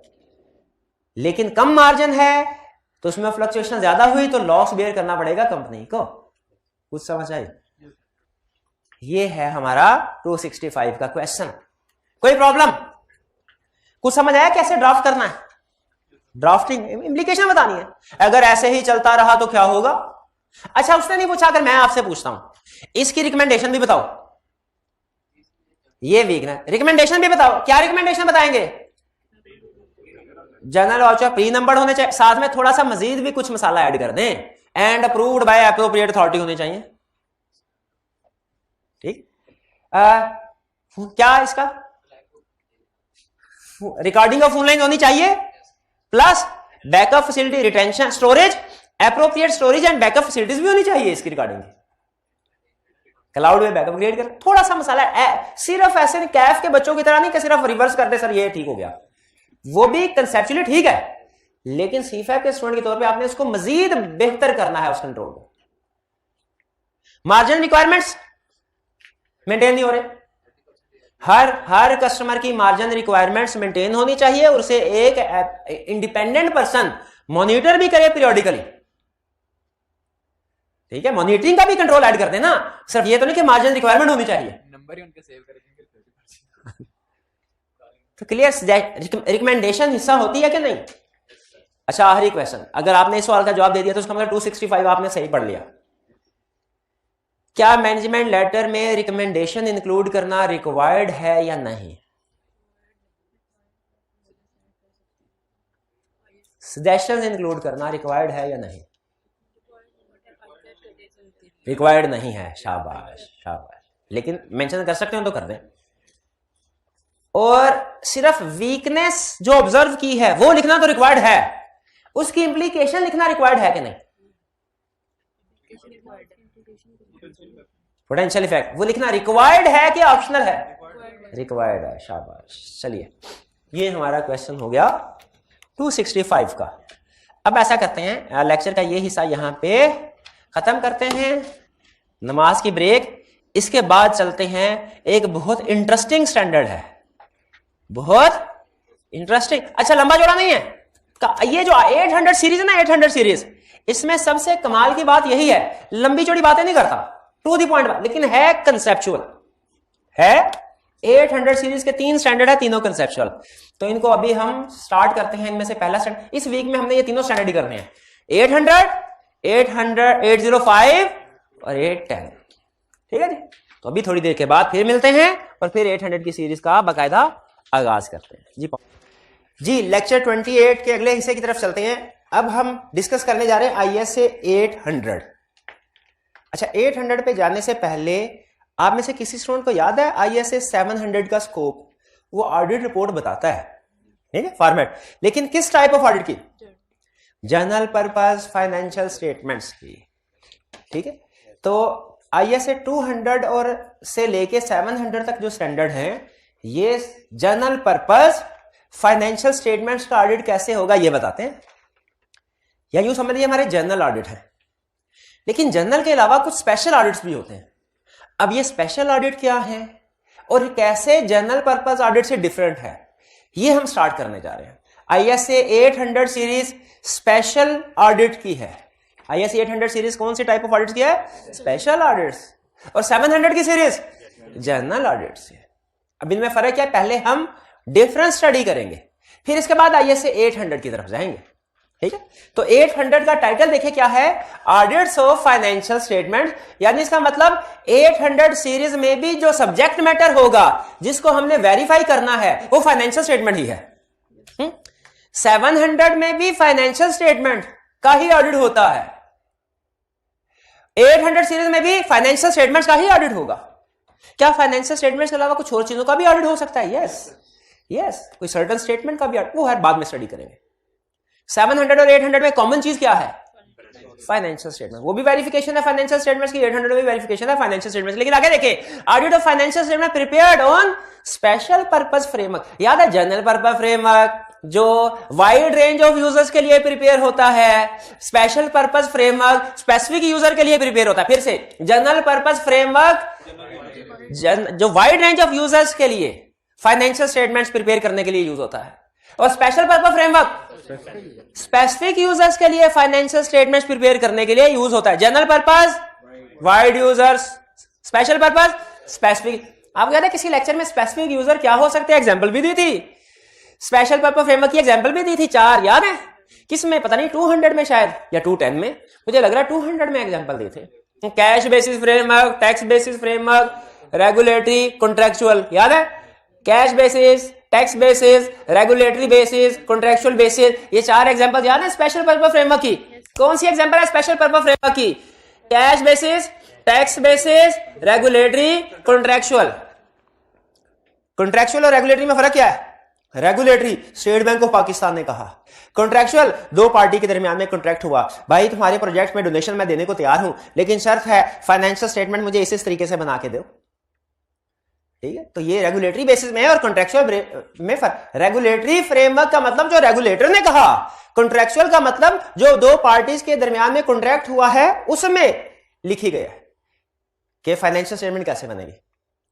ठीक है, तो फ्रेमवर्क क्या है? वो रूल जिसके मुताबिक फाइनेंशियल स्टेटमेंट्स बनती हैं। फ्रेमवर्क की बहुत सी टाइप्स हैं, एक है जनरल पर्पस, एक है स्पेशल पर्पस। जनरल पर्पस की एग्जांपल्स क्या हैं? जनरल पर्पस फ्रेमवर्क की एग्जांपल्स क्या हैं? IFRS, generally accepted accounting principles. Special purpose की IFRS फॉर SMEs भी, शाबाश। स्पेशल पर्पस की एग्जांपल्स क्या हैं? Cash basis, tax basis, regulatory basis और कॉन्ट्रैक्चुअल बेसिस। अगर फाइनेंशियल स्टेटमेंट्स बनी है जनरल पर्पस फ्रेमवर्क पे, कौन से स्टैंडर्ड अप्लाई होंगे? 200 से 700। और अगर स्पेशल पर्पस पे बनी है 800। शाबाश शाबाश। ठीक है, तो ये स्पेशल पर्पस फ्रेमवर्क का स्कोप समझ आ गया आपको? अभी स्टैंडर्ड, इसका मतलब है अगर फाइनेंशियल स्टेटमेंट IFRS के मुताबिक बनी है तो कौन सा स्टैंडर्ड अप्लाई होगा? हाँ, ये ले। अगर फाइनेंशियल स्टेटमेंट IFRS के मुताबिक बनी है कौन सा स्टैंडर्ड अप्लाई होगा? 700। जब एविडेंस में इनकंसिस्टेंसी हो तो किस पे एतबार कर? फर्दर प्रोसीजर है। मेरे बोलने में और इशारा करने में इनकंसिस्टेंसी है ना, तो आपने किस पे एतबार करना है? बोलने पे कि इशारा करने पे, कि खुद सोचना है? फिर से बताइए, अगर रेगुलेटरी बेसिस फ्रेमवर्क हो तो कौन सा स्टैंडर्ड अप्लाई होगा? 800। शाबाश, यही सुनना चाह रहा था, 800। अच्छा, आप देखिए 800 में 4 मेन कंसेप्ट्स हैं। एक तो अपेंडिक्स है फॉर्मेट रिपोर्ट का, वो स्टडी कर लेंगे हम, इलस्ट्रेशन। मेजर 4 कंसेप्ट्स हैं। वो कहता है सबसे पहले मैं आपको बताऊंगा स्पेशल ऑडिट होता क्या है। ये स्टैंडर्ड ने डिस्कस नहीं किया हुआ ये कंसेप्ट, ठीक है, लेकिन हमने कंसेप्ट बिल्डिंग के लिए इसको इंक्लूड किया है। स्टैंडर्ड ने ये 3 चीजें, IS 800 3 हिस्सों में डिवाइडेड है। ठीक है, IS 800 3 हिस्सों में डिवाइडेड है। तो ये 3, 2, 3, 4, 1 में हमने सिर्फ आपको स्पेशल ऑडिट समझाना है, ये बेस डेवलप करनी है। ये सबसे अहम, अगर मेरे से पूछे ना, ये समझना है लर्निंग ऑब्जेक्टिव 1। फिर इसके बाद IS 800 कहता है जब कभी आपके पास कोई ऐसी एंगेजमेंट आए जो स्पेशल पर्पस फ्रेमवर्क की हो, उसको एक्सेप्ट करने, उसको क्या आपकी रिस्पॉन्सिबिलिटीज होंगी? 3 हिस्सों में बताया उसने। देखिए, किसी भी एंगेजमेंट की 3 स्टेजेस होती हैं, acceptance, planning and performance, reporting. किसी भी एंगेजमेंट की कितनी स्टेज होती हैं? 3 बड़ी, 3 कह लें, 4 कह लें, एक ही बात। Acceptance, planning and performance, reporting. Acceptance में हम क्या करते हैं? क्या फैसला करते हैं एक्सेप्टेंस में? इस क्लाइंट को एक्सेप्ट करना है कि नहीं करना। प्लानिंग एंड परफॉर्मेंस में क्या फैसला करते हैं? हमने क्या प्रोसीजर परफॉर्म करने हैं। रिपोर्टिंग में क्या फैसला करते हैं? रिपोर्ट कौन सी देनी है, रिपोर्ट कौन सी देनी है? रिपोर्टिंग कहा, ओपिनियन नहीं कहा, इसलिए कि रिपोर्टिंग इंप्लीकेशन में ओपिनियन के साथ साथ और भी बहुत सी चीजें आ सकती है। अब सुनिए, एक स्टेटमेंट देने लगा हूं, आपका प्रीवियस कंसेप्ट टेस्ट करना चाह रहा हूं। एक स्टेटमेंट देने लगा हूं, आपने बताना है ट्रू और फॉल्स। IS 800 के मुताबिक जो रिपोर्ट बनेगी वो हमेशा मॉडिफाइड रिपोर्ट होगी। IS 800 के मुताबिक जो रिपोर्ट बनेगी हमेशा मॉडिफाइड रिपोर्ट होगी। कितने स्टूडेंट का ख्याल है ट्रू? कितनों का ख्याल है फॉल्स? ये स्टेटमेंट ट्रू है। कैसे ट्रू है? क्योंकि ये IS 800 हमेशा स्पेशल पर्पस फ्रेमवर्क पे बनेगी, टाइटल में लिखा है। और जब कभी स्पेशल पर्पस फ्रेमवर्क हो, IS 706 कहता है, क्या कहता है? एम्फसिस ऑफ मैटर पैराग्राफ आएगा। इसका मतलब है जो भी स्पेशल पर्पस फ्रेमवर्क ऑडिट होगा उसमें और कुछ आए ना आए, आंखें बंद करके आपने एग्जाम में लिख देना क्या? एम्फसिस ऑफ मैटर पैराग्राफ आएगा, क्योंकि स्पेशल पर्पस फ्रेमवर्क है। या इसे स्पेशल बेसिस ऑफ काउंटिंग भी कह सकते हैं, स्पेशल पर्पस फ्रेमवर्क या स्पेशल बेसिस ऑफ काउंटिंग भी, स्पेशल बेसिस ऑफ काउंटिंग भी। क्या ये स्पेशल बेसिस ऑफ काउंटिंग इससे पहले कहीं पढ़ा है? IS 570 क्या कहता है? IS 570 का और IS 800 का क्या ताल्लुक है कोई जो बताए? IS 570 का और IS 800 का क्या ताल्लुक है? पहले इस क्वेश्चन को आसान कर देता हूं। 570 और 706 का क्या ताल्लुक है? 570 है कौन सा? गोइंग कंसर्न का भाई, खुदा का खौफ करे यार। हाँ जी, जब फाइनेंशियल स्टेटमेंट्स लिक्विडेशन बेसिस, जब going concern assumption not appropriate हो, फाइनेंशियल स्टेटमेंट्स लिक्विडेशन बेसिस पे प्रिपेयर हुई है, तो ये स्पेशल मिस काउंटिंग होती है ना। क्या पढ़ा था? एमसीक्यू मैटर आएगा, एमसीक्यू मैटर आएगा। कल से लेके आएंगे 50 रुपए।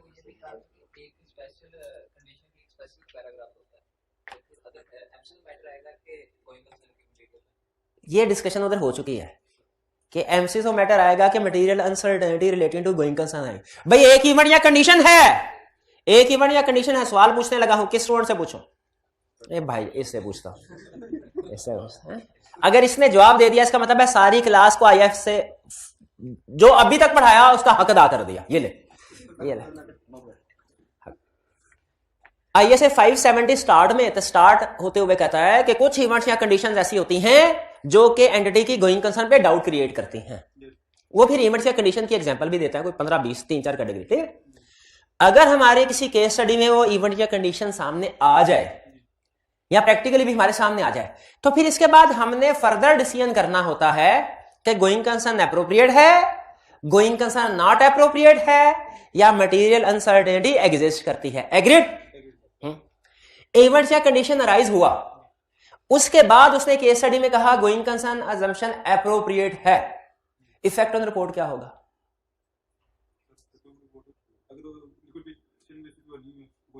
गोइंग कंसर्न अजम्पशन अप्रोप्रिएट है, लिक्विडेशन कहां से आ गई? और मैंने बोला है गोइंग कंसर्न अजम्पशन अप्रोप्रिएट है, अनमोडिफाइड ओपिनियन होगा। प्लस चले पूरी क्लास में से कोई एक भी स्टूडेंट बता दिया ना, हक अदा हो गया। ये ले, पूरी क्लास में से इफेक्ट ऑन रिपोर्ट बता दे। अनमोडिफाइड ओपिनियन, एमसीक्यू मैटर कैसे आएगा? एमसीक्यू मैटर की ऑर्डर मैटर आएगा, की ऑर्डर मैटर आएगा। ये तो उस वक्त है जब गोइंग कंसर्न अप्रोप्रिएट हो। जब गोइंग कंसर्न अजम्पशन अप्रोप्रिएट है बट मटेरियल अनसर्टेनिटी एग्जिस्ट करती है,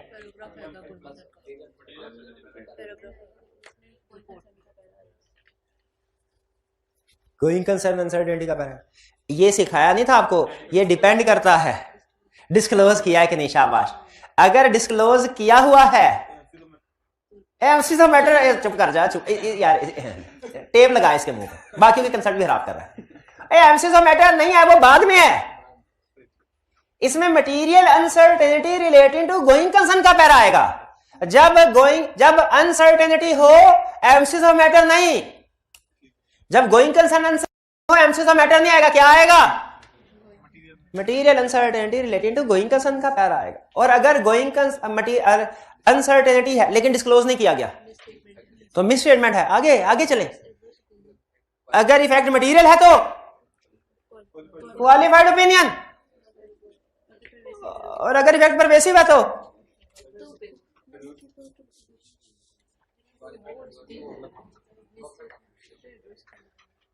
नहीं दे यार, मैं खुदकुशी करने को दिल कर रहा है, काफी पी के करते हैं। क्या 570 नहीं रिवाइज किया आपने? कुछ भी नहीं उसमें से, रिपोर्टिंग इम्प्लीकेशन यही उसने पूछना है और यही आपको याद नहीं है।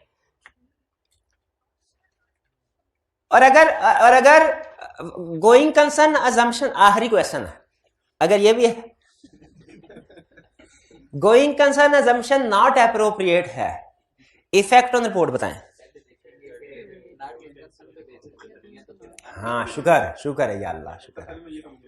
पहले ये देखेंगे financial statements going concern basis पे बनी है या लिक्विडेशन बेसिस पे, और कोई नहीं बोलेगा। अगर financial statements going concern basis पे बनी है तो फिर कौन सा पैरा? मॉडिफाइड ओपिनियन बोले तो कौन सा? हाँ, क्योंकि सारी की सारी एडवर्स ओपिनियन। शाबाश। और अगर फाइनेंशियल स्टेटमेंट्स लिक्विडेशन बेसिस पे बनी है, अनमोडिफाइड ओपिनियन, शुक्र है। ये तो 570 था। ठीक है, चले कोई बात नहीं, बहाने से रिवाइज हो गया, कोई प्रॉब्लम की बात नहीं है। 5 मिनट लग गए तो कोई मसला नहीं, रिवाइज तो हो गया ना। तो आईएसए 800 3 हिस्सों में डिवाइडेड है। कौन कौन से? एक्सेप्टेंस, इसको अंडरलाइन कर ले, एक्सेप्टेंस। दूसरा हिस्सा planning and performance, planning and performance. तीसरा हिस्सा रिपोर्ट को अंडरलाइन कर ले। ठीक है जी, पता चल गया अब स्ट्रक्चर कैसे खड़ा है आईएसए 800 का। अब पहले देखते हैं इसका introduction, basics.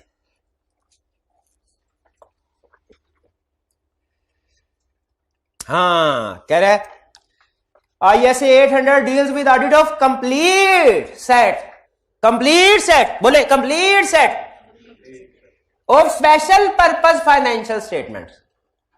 It is classified 3 categories. कौन कौन सी? Acceptance, planning and performance, opinion and reporting. ठीक, पहला difference between general audit special audit, कहता है जनरल ऑडिट पे 200 और 700 की सीरीज अप्लाई होगी। स्पेशल ऑडिट जैसे ही एग्जाम में केस स्टडी आए और आपको कह दे स्पेशल पर्पस फ्रेमवर्क, आपने फौरन उठ के 800 में आ जाना है। क्या? जैसे ही केस स्टडी में आ जाए स्पेशल पर्पस फ्रेमवर्क, फौरन 800 में आ जाना है। ठीक है जी। कहता है जनरल ऑडिट्स क्या होते हैं ISA 200 वाले? ये होता है जनरल पर्पस फ्रेमवर्क। आगे एग्जांपल भी दे दी, IFRS और गैप। ISA 700 सीरीज किस तरह के ऑडिट को कवर करता है? जो क्या होते हैं? जनरल पर्पस होते हैं। कंप्लीट सेट और कंप्लीट सेट होता है और कंप्रीहेंसिव होते हैं। समरी नहीं होती, खुलासा नहीं होता, मुकम्मल हिस्टोरिक होते हैं। हिस्टोरिक का मतलब क्या है? पास्ट। चारों अल्फाज को दोबारा पढ़ें। ISA 700 कौन सी फाइनेंशियल स्टेटमेंट को डील करता है? ऑडिट 700 जो जनरल पर्पस हो। इसका मतलब अगर स्पेशल पर्पस होगी तो वो इधर नहीं आएगा। और कंप्लीट सेट, इसका मतलब है अगर सिंगल होगी फाइनेंशियल स्टेटमेंट तो वो 700 में नहीं आएगा, किसी और में चला जाएगा।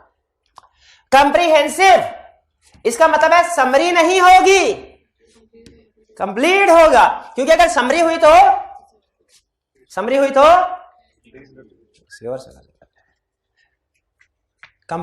कंप्रीहेंसिव में और समरी में फर्क पता है आपको? कंप्रीहेंसिव और समरी में फर्क क्या है? समरी का मतलब खुलासा बता दें, खुलासा बता दें। कभी वो इंग्लिश मूवीज अगर आप देखें ना, वो होती है 1.5 घंटे की, ठीक है, 1.5 घंटे की, लेकिन ऊपर ले जाओ, ऊपर कोई और पी लेगा तो ठंडी हो जाएगी ना इधर। अच्छा ठीक है 1.5 घंटे, इतना टाइम तो होता नहीं।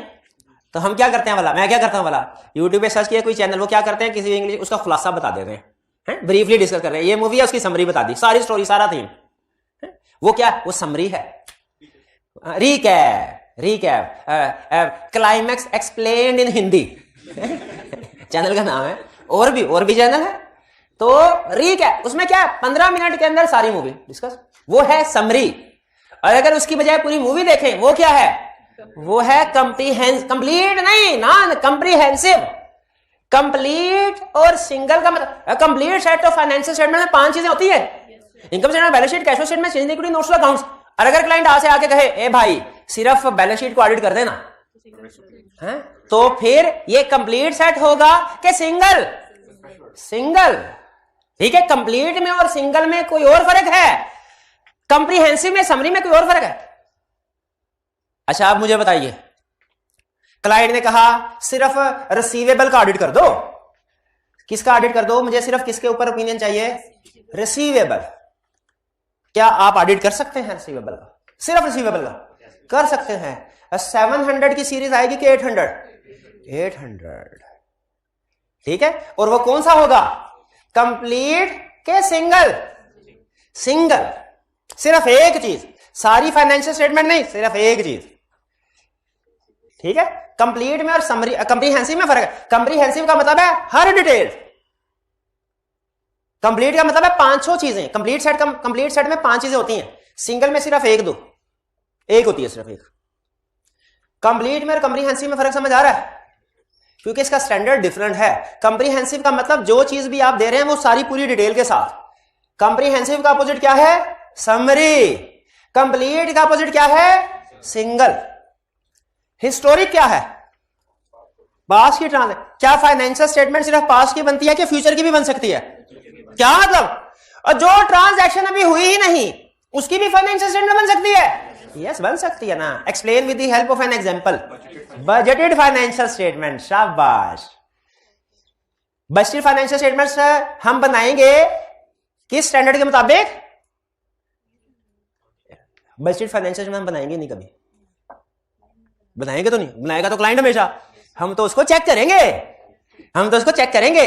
अच्छा एक बड़ी अजीब बात है, ISAE 3400 ने लिखी हुई है, बड़ी अजीब बात, ठीक है। लेकिन वो उसका पहले लिंक 700 से निकाल के आपको बताता हूं। पहले हिस्टोरिकल वाली बात बताऊंगा सेंटेंस, और फिर प्रोस्पेक्टिव वाली, जो फ्यूचर वाली होती है ना, बजट, जो फ्यूचर की फाइनेंशियल स्टेटमेंट होती है उसे क्या कहते हैं? बजटेड नहीं, वो कॉस्ट काउंटिंग में कहते हैं, फॉर कॉस्ट कहते हैं। उसका ऑडिट में असल नाम क्या है? प्रोस्पेक्टिव। बोले फिर से, प्रोस्पेक्टिव। क्या? हिस्टोरिक फाइनेंशियल स्टेटमेंट कौन सी है? पास्ट की। प्रोस्पेक्टिव कौन सी है? स्टैंडर्ड कहता क्या है? 700 में एक जगह पे मिलती जुलती बात लिखी है, कहता है हिस्टोरिक फाइनेंशियल स्टेटमेंट है ना, आप इस पे रीजनेबल एश्योरेंस भी प्रोवाइड कर सकते हैं, लिमिटेड एश्योरेंस भी। लेकिन प्रोस्पेक्टिव फाइनेंशियल इंफॉर्मेशन के ऑडिट में कहता है आप लिमिटेड एश्योरेंस तो प्रोवाइड कर सकते हैं, रीजनेबल बहुत मुश्किल है। क्यों? रीजन क्या?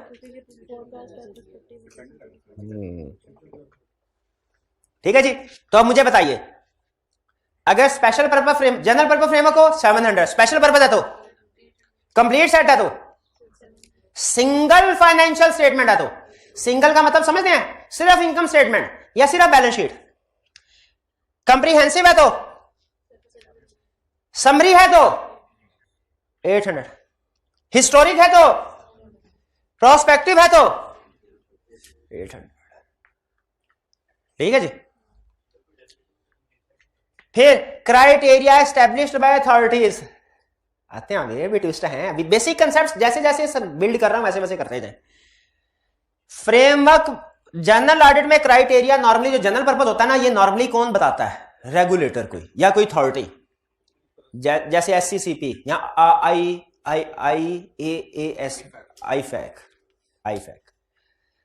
स्पेशल ऑडिट में क्राइटेरिया नॉर्मली वो कोई रेगुलेटरी अथॉरिटी भी हो सकती है, मैनेजमेंट भी हो सकती है।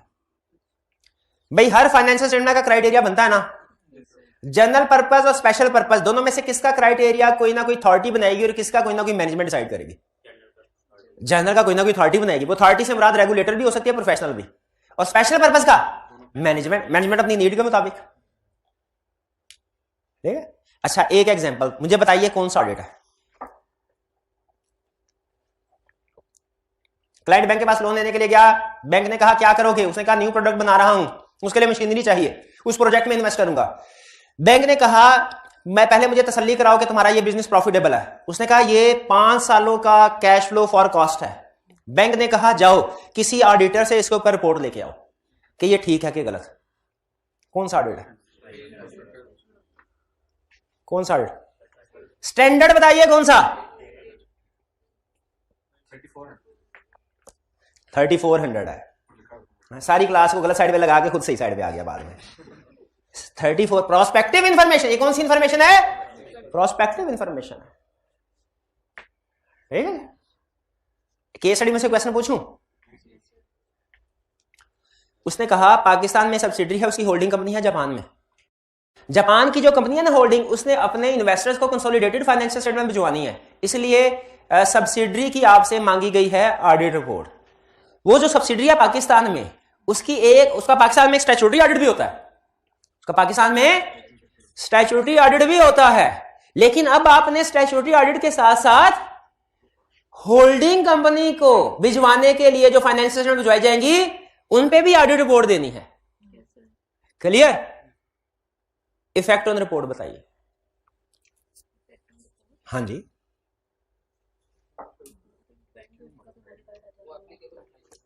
ओपिनियन समझे अनमोडिफाइड है। और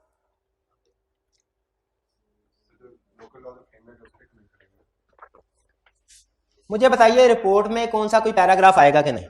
कौन सा?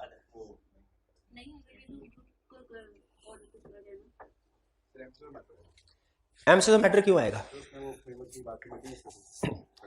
मेरी पूरी केस स्टडी में कहीं पे आपको ये लगा कि स्पेशल पर्पस फ्रेमवर्क है? क्या होल्डिंग कंपनी ने भी जो फाइनेंशियल स्टेटमेंट इशू करनी है वो जनरल पर्पस को नहीं करने? तो इसमें स्पेशल पर्पस फ्रेमवर्क नहीं आएगा, इसमें अदर मैटर पैराग्राफ आएगा। क्यों? यूजर को स्टेट कर रहे हैं, एक नंबर। दूसरा नंबर, शाबाश, ये बताएंगे कि कंपनी ने other set of financial statements भी बनाई है जिसके ऊपर हमने लादा से रिपोर्ट इशू की है। याद है? 706 एग्जाम्पल नहीं याद ना, ये 800 फारग है। 800 की सीरीज जो है ना, इसमें तकरीबन हर स्टैंडर्ड में ISA 706 अप्लाई हो रहा है। भाई ये समझ आ गया? इसमें खास तौर पे ये पहले वाला जो डिफरेंस है ना, ये अगर आपको समझ आ गया तो ना सिर्फ ये कि 800 बल्कि 805, 810 और 3400 की बेस भी डेवलप हो गई। चलें जिससे आगे कह रहा है स्पेशल पर्पस फ्रेमवर्क कौन से होते हैं, ये तो हमने पढ़े हुए हैं। Regulatory basis, tax basis, cash basis, contractual basis. पढ़ने रेगुलेटरी बेसिस फ्रेमवर्क कौन सा होता है? May be established bye regulator and may be used to prepare financial statements for regulator. State bank of Pakistan ने कमर्शियल बैंक से कहा, ए commercial banks, हर महीने मुझे तुमने फाइनेंशियल स्टेटमेंट्स बना के भेजनी है, क्योंकि मैंने मॉनेटरी पॉलिसी के बारे में डिसीजन करने होते हैं। जो बैंक्स, ये कौन सा फ्रेमवर्क है? स्पेशल पर्पस में कौन सी एग्जांपल है? Regulatory basis. अगर आपसे इसका ऑडिट करने को कहा जाए तो रिपोर्ट में क्या इफेक्ट आएगा? कुछ भी नहीं आएगा। हम मॉडिफाइड ओपिनियन कैसे आएगा? ओपिनियन के बारे में तो कोई इंफॉर्मेशन नहीं दी मैंने। सबसे पहले तो एमसीक्यू मैटर कह दे। एमसीक्यू मैटर क्यों कह दे? Special purpose. उसके बाद अदर मैटर भी कह दे। अदर मैटर क्यों कह दे? रिस्ट्रिक्ट कर रहे हैं डिस्ट्रीब्यूशन को। टैक्स बेसिस फ्रेमवर्क, ये कौन सा होता है? Such a framework may be used to prepare financial statements to company and entities tax return. अगर आपसे कहा जाए कि टैक्स रिटर्न के साथ फाइनेंशियल स्टेटमेंट्स भी बनानी है, लेकिन कौन से रूल्स के मुताबिक? इनकम टैक्स ऑर्डिनेंस के मुताबिक। जरा आप इसको वेरीफाई भी कर दें। क्या हम वेरीफाई कर सकते हैं? जो रिपोर्ट देंगे उस पर क्या इफेक्ट आएगा? शाबाश, एमसीक्यू मैटर। किस वजह से? स्पेशल बेसिस की वजह। और अदर मैटर किस वजह से? क्योंकि सिर्फ टैक्स वालों के लिए बना रहे हैं। ठीक है जी। और प्लस एक और अदर मैटर। भाई एक ऑडिट में एक से ज्यादा एमसीक्यू मैटर हो सकते हैं?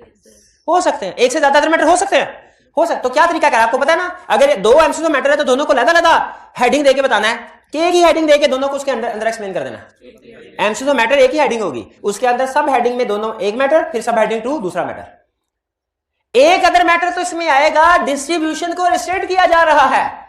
एक दूसरा अदर मैटर भी आएगा, सेपरेट ओपिनियन वाला, क्योंकि 2 set of financial statements.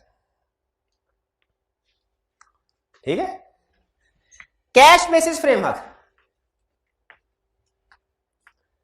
Financial statement cash basis कब कहता है? Such framework may be used to prepare financial statement for creditors. Creditor ने देखना होता है ना कंपनी के पास इतना कैश है कि नहीं हमें पे कर सके। क्रेडिटर और इन्वेस्टर में यही फर्क होता है ना। इन्वेस्टर प्रॉफिटेबिलिटी से कंसर्न होता है, क्रेडिटर लिक्विडिटी से कंसर्न होते हैं। अगर फाइनेंशियल स्टेटमेंट कैश बेसिस के मुताबिक बनी है, इंपैक्ट ऑन रिपोर्ट क्या आएगा?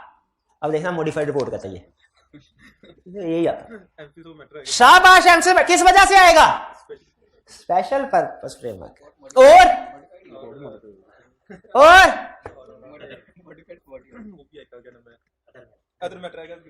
अदर मैटर किस वजह से आएगा? डिस्ट्रीब्यूशन को अगर रिस्ट्रिक्ट करना है।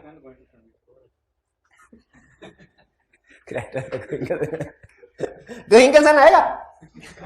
गोइंग कंसर्न आएगा। Contractual basis framework. ठीक है। Such a framework may B established in the terms of a contract by individual parties, for example in A loan agreement और प्रोजेक्ट ग्रांट। किसी से लोन लिया हो, वो भी कहेगा मुझे फाइनेंशियल स्टेटमेंट्स बना के दो। बेसिस कौन सी? जो वो चाहे। वो क्या, वो बिल गेट्स की क्या थी वो वाइफ, उसकी क्या लिंडा नाम था उसका? मलिंडा। हाँ, जो भी उनकी एक एनजीओ थी जो पाकिस्तान में डोनेशंस देती थी, ये उसके पोलियो के लिए शायद है। आपका क्या है, वो डोनेशन देके भूल जाते होंगे? क्या हिसाब किताब मांगते होंगे? हिसाब किताब IFRS के मुताबिक मांगते होंगे कि उनका अपना कोई फॉर्मेट होगा? अपना फॉर्मेट होगा। वो फॉर्मेट उन्होंने कैसे बताया होगा जिसको डोनेशन दे रहे हैं? कॉन्ट्रैक्ट किया। तो मुझे बताइए, अगर आपसे कहा जाए कि ये डोनेशन आई है, बिल गेट्स ने दी है, हमने ये इसी जगह खर्च की है, जरा इसका ऑडिट तो कर दे, तो आपने सबसे पहला काम क्या करना है? दोस्त को नहीं हायर करना, सबसे कॉन्ट्रैक्ट को पढ़ना है। क्यों? क्योंकि फ्रेमवर्क क्या है ये उस कॉन्ट्रैक्ट में लिखा होगा। तो आपका बेसिस का क्या हुआ? Contractual basis. आपकी ऑडिट रिपोर्ट में क्या क्या इफेक्ट आएगा? एमसीएल मैटर किस वजह से? स्पेशल पर्पस और अदर मैटर किस वजह से? डिस्ट्रीब्यूशन को रिस्ट्रिक्ट करने के लिए। शाबाश। और अगर इसका स्टैट्यूटरी ऑडिट नहीं होता तो फिर दूसरे वाला अदर मैटर नहीं आना। ठीक है। आज अच्छा ये कंसेप्ट हमने कहीं पढ़ा था, आपने मुझे बताना है। क्या हम ये लिख सकते हैं कि these financial statements have been prepared in accordance with in substantial compliance with IFRS? Partial compliance की इजाजत यही बता रहा है। कह रहा है specific user requires financial statements to be prepared in accordance with most but not all of IFRS. It will be considered a contractual framework and not general purpose. ठीक है। अगर उसने कहा कि भाईजान आप ISA 16 के अलावा बाकी सारे स्टैंडर्ड को कंप्लाई करें, तो क्या हम ये कह सकते हैं ये फाइनेंशियल स्टेटमेंट IFRS के मुताबिक बनी है? फिर क्या कहेंगे? किसके मुताबिक बनी है? कॉन्ट्रैक्चुअल फ्रेमवर्क के मुताबिक। क्लियर? ये आगे चलते हैं। हाँ जी, अब ये इंट्रोडक्शन हो गया। अब आते हैं एग्जाम में डिपेंड करता ज्यादा। स्टैंडर्ड डिवाइड है 3 हिस्सों में, acceptance, planning and performance, reporting. Exam में ज्यादातर क्वेश्चन पूछता है एक्सेप्टेंस के, रिपोर्टिंग के। प्लानिंग के भी पूछ सकता है, प्लानिंग एंड परफॉर्मेंस के वो हम देखेंगे, लेकिन ज्यादातर एक्सेप्टेंस। अगर एग्जाम में special purpose framework case study के अंदर लिखा नजर आ जाए 800 में पहुंच जाता है। फिर उसके बाद अगर आपने देखना है, अगर वो सिर्फ इंपैक्ट ऑन ऑडिट रिपोर्ट कहे तो आपने सिर्फ रिपोर्टिंग इंप्लीकेशन डिस्कस करनी है। और अगर कहे how would you deal with this situation, तो फिर सारा, यानी एक्सेप्टेंस भी, अगर प्लानिंग परफॉर्मेंस से रिलेटेड कोई इशू डिस्कस किया उसने वो भी, रिपोर्ट को भी। नॉर्मली एक्सेप्टेंस और रिपोर्टिंग पूछता है, प्लानिंग का डिस्कस नहीं करता, लेकिन हम पढ़ेंगे। ठीक है। एक्सेप्टेंस से कह रहा है बिफोर एक्सेप्टिंग, कोई भी ऑडिट एंगेजमेंट एक्सेप्ट करने से पहले आपने सबसे अहम चीज क्या देखनी होती है? Premise, pre conditions, premise. और उसमें भी सबसे अहम चीज क्या होती है? Applicable financial reporting framework. कहता है खास तौर पे इस केस में तो आपने लाजमी देखना है, लाजमी क्या?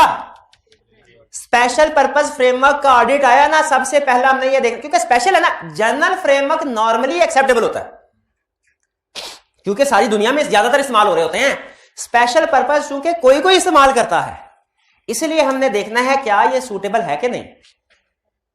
देखिए ऑडिट का जनरल रूल है ना, जो ट्रांजैक्शन रूटीन में हो रही हो ना उसमें रिस्क कम होता है, जो ट्रांजैक्शन कभी कभार हो उसमें रिस्क ज्यादा होता है। तो जनरल पर्पस नॉर्मली एक्सेप्टेबल होते हैं फ्रेमवर्क, वो सीधे पतरे हुए होते हैं ऑलरेडी। स्पेशल पर्पस फ्रेमवर्क चूंकि कभी कभार यूज होते हैं, इसलिए उनके मिसलीडिंग होने का चांस ज्यादा होता है। तो कहता है 800 को एक्सेप्ट करते हैं। सबसे अहम चीज आपने क्या देखनी है? Framework. Auditor shall review steps taken by management to select applicable financial reporting framework. Auditor देखेगा मैनेजमेंट ने फ्रेमवर्क कौन सा सिलेक्ट किया है और क्या ये फ्रेमवर्क सही है कि नहीं। Applicable financial reporting framework should be selected considering nature of entity, purpose of financial statement, user of financial statements and legal requirements. तो सबसे पहले एक्सेप्टेंस में हमने क्या देखना है?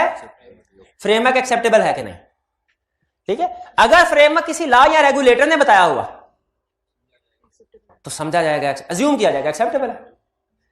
और अगर फ्रेमवर्क प्रेस्क्राइब्ड बाय लॉ या रेगुलेशन नहीं है, फिर हमने क्या करना है? देखना है, फिर देखना है फ्रेमवर्क जो सेलेक्ट किया है उसमें एक्सेप्टेबिलिटी की कंडीशंस हैं कि नहीं, कैरेक्टरिस्टिक्स।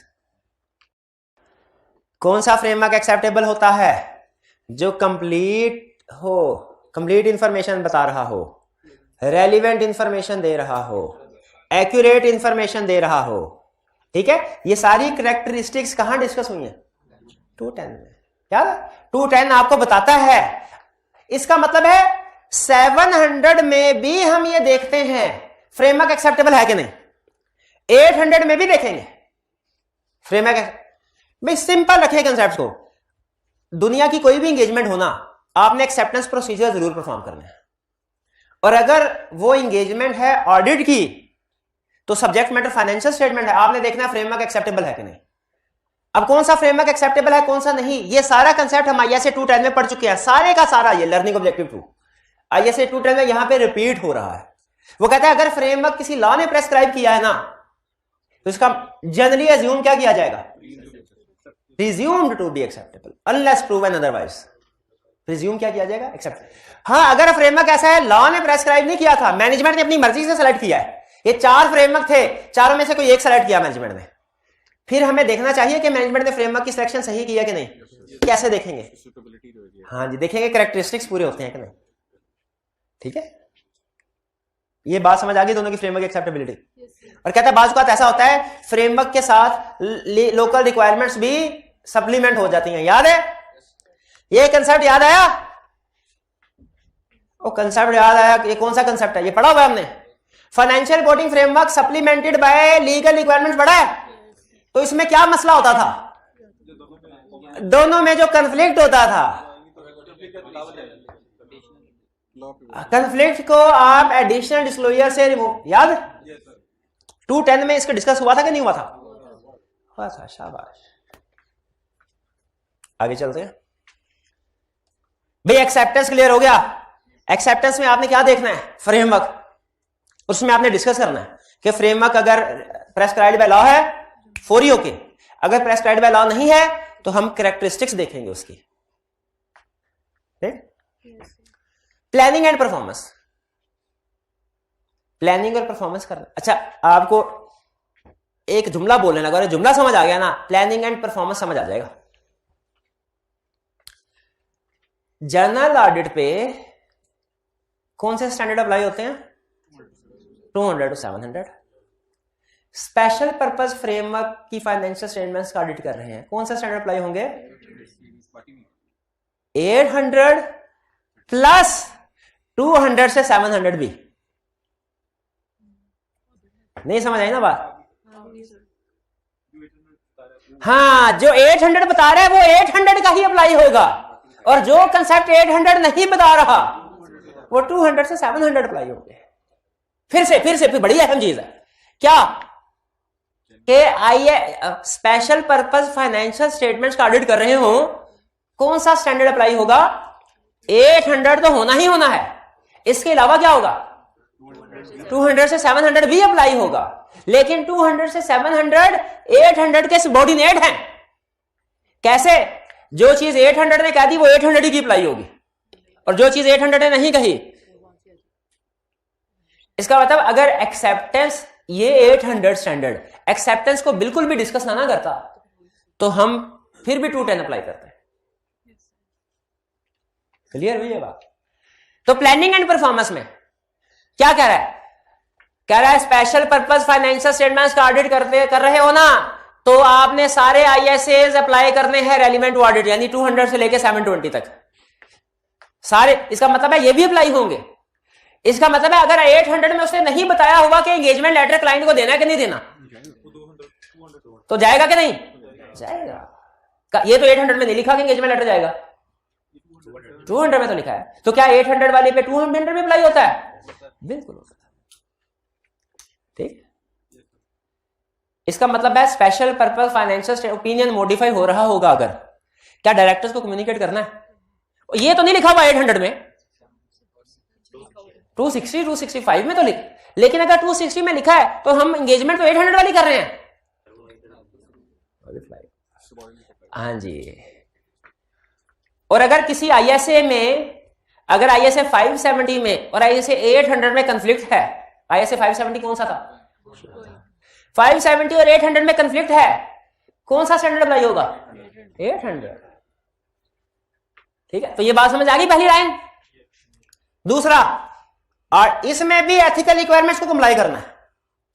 इसका मतलब है 700 इंडिपेंडेंट, इधर भी इंडिपेंडेंट होना जरूरी है, इधर भी इंडिपेंडेंट होना जरूरी है। हाँ, बाकी की स्पेशल कंसीडरेशन 800 की अप्लाई होगी, यानी ऑडिटिंग स्टैंडर्ड भी अप्लाई होंगे, कोड ऑफ एथिक्स भी अप्लाई होगा, और 800 भी अप्लाई होगा। जो स्पेशल कंसीडरेशन इसकी 800 का नाम है स्पेशल कंसीडरेशन। क्लियर हो गया? कह रहा है 800 require auditor to make following special. कहता है स्पेशल, अब कहता है मैं आपको सारी कंसीडरेशन नहीं बता रहा, जो डिफरेंस है ना वो बता रहा हूं। भाई ऐसे ही होना चाहिए ना, जब हमने 700 के कंसेप्ट सारे पढ़ लिए तो अब दोबारा पढ़ने चाहिए सारे। कहता है आप सुनो, आईएसए 315 अप्लाई होगा क्या 800 में? होगा, लेकिन खास तौर पे किस चीज का ध्यान रखना है ये सुन ले। कह रहा है auditor shall obtain understanding of special purpose framework. ISA 315 क्या कहता है कि आडिटर किसी भी कंपनी का ऑडिट करने से पहले उसकी अंडरस्टैंडिंग ऑब्टेन करे। वो कहता है बाकी की अंडरस्टैंडिंग तो वैसे ही ऑब्टेन करो जैसे 315 कहता है, लेकिन यहां पे चूंकि फ्रेमवर्क स्पेशल पर्पस, उसकी अंडरस्टैंडिंग ऑब्टेन कर लो। उसकी अंडरस्टैंडिंग का मतलब क्या है? उसको पढ़ लो, उसको समझ लो। अगर हम टैक्स बेसिस फ्रेमवर्क के मुताबिक ऑडिट करने लगे हैं फने, तो हमारे ऊपर लाजिम है कि हमने टैक्स रूल्स को समझना है। ये कह रहा है कि जो भी स्पेशल पर्पस फ्रेमवर्क है ना, चाहे वो कोई कॉन्ट्रैक्ट हो चाहे क्या, आपको उसको समझना है। समझना चाहिए कि नहीं? फ्रेमवर्क समझे बगैर उसको कैसे चेक कर सकते हैं फाइनेंशियल स्टेटमेंट्स के मुताबिक है कि नहीं? ISA 320 कहता है मटीरियलिटी डिटरमिन करो। कहता है लेकिन 800 में मटीरियलिटी डिटरमिन करनी है, लेकिन 320 कहता है मटीरियलिटी डिटरमिन करते हुए जो जनरल यूजर के लिए अहम है ना इंफॉर्मेशन, वो मटीरियल होगी। लेकिन 800 क्या कहता है?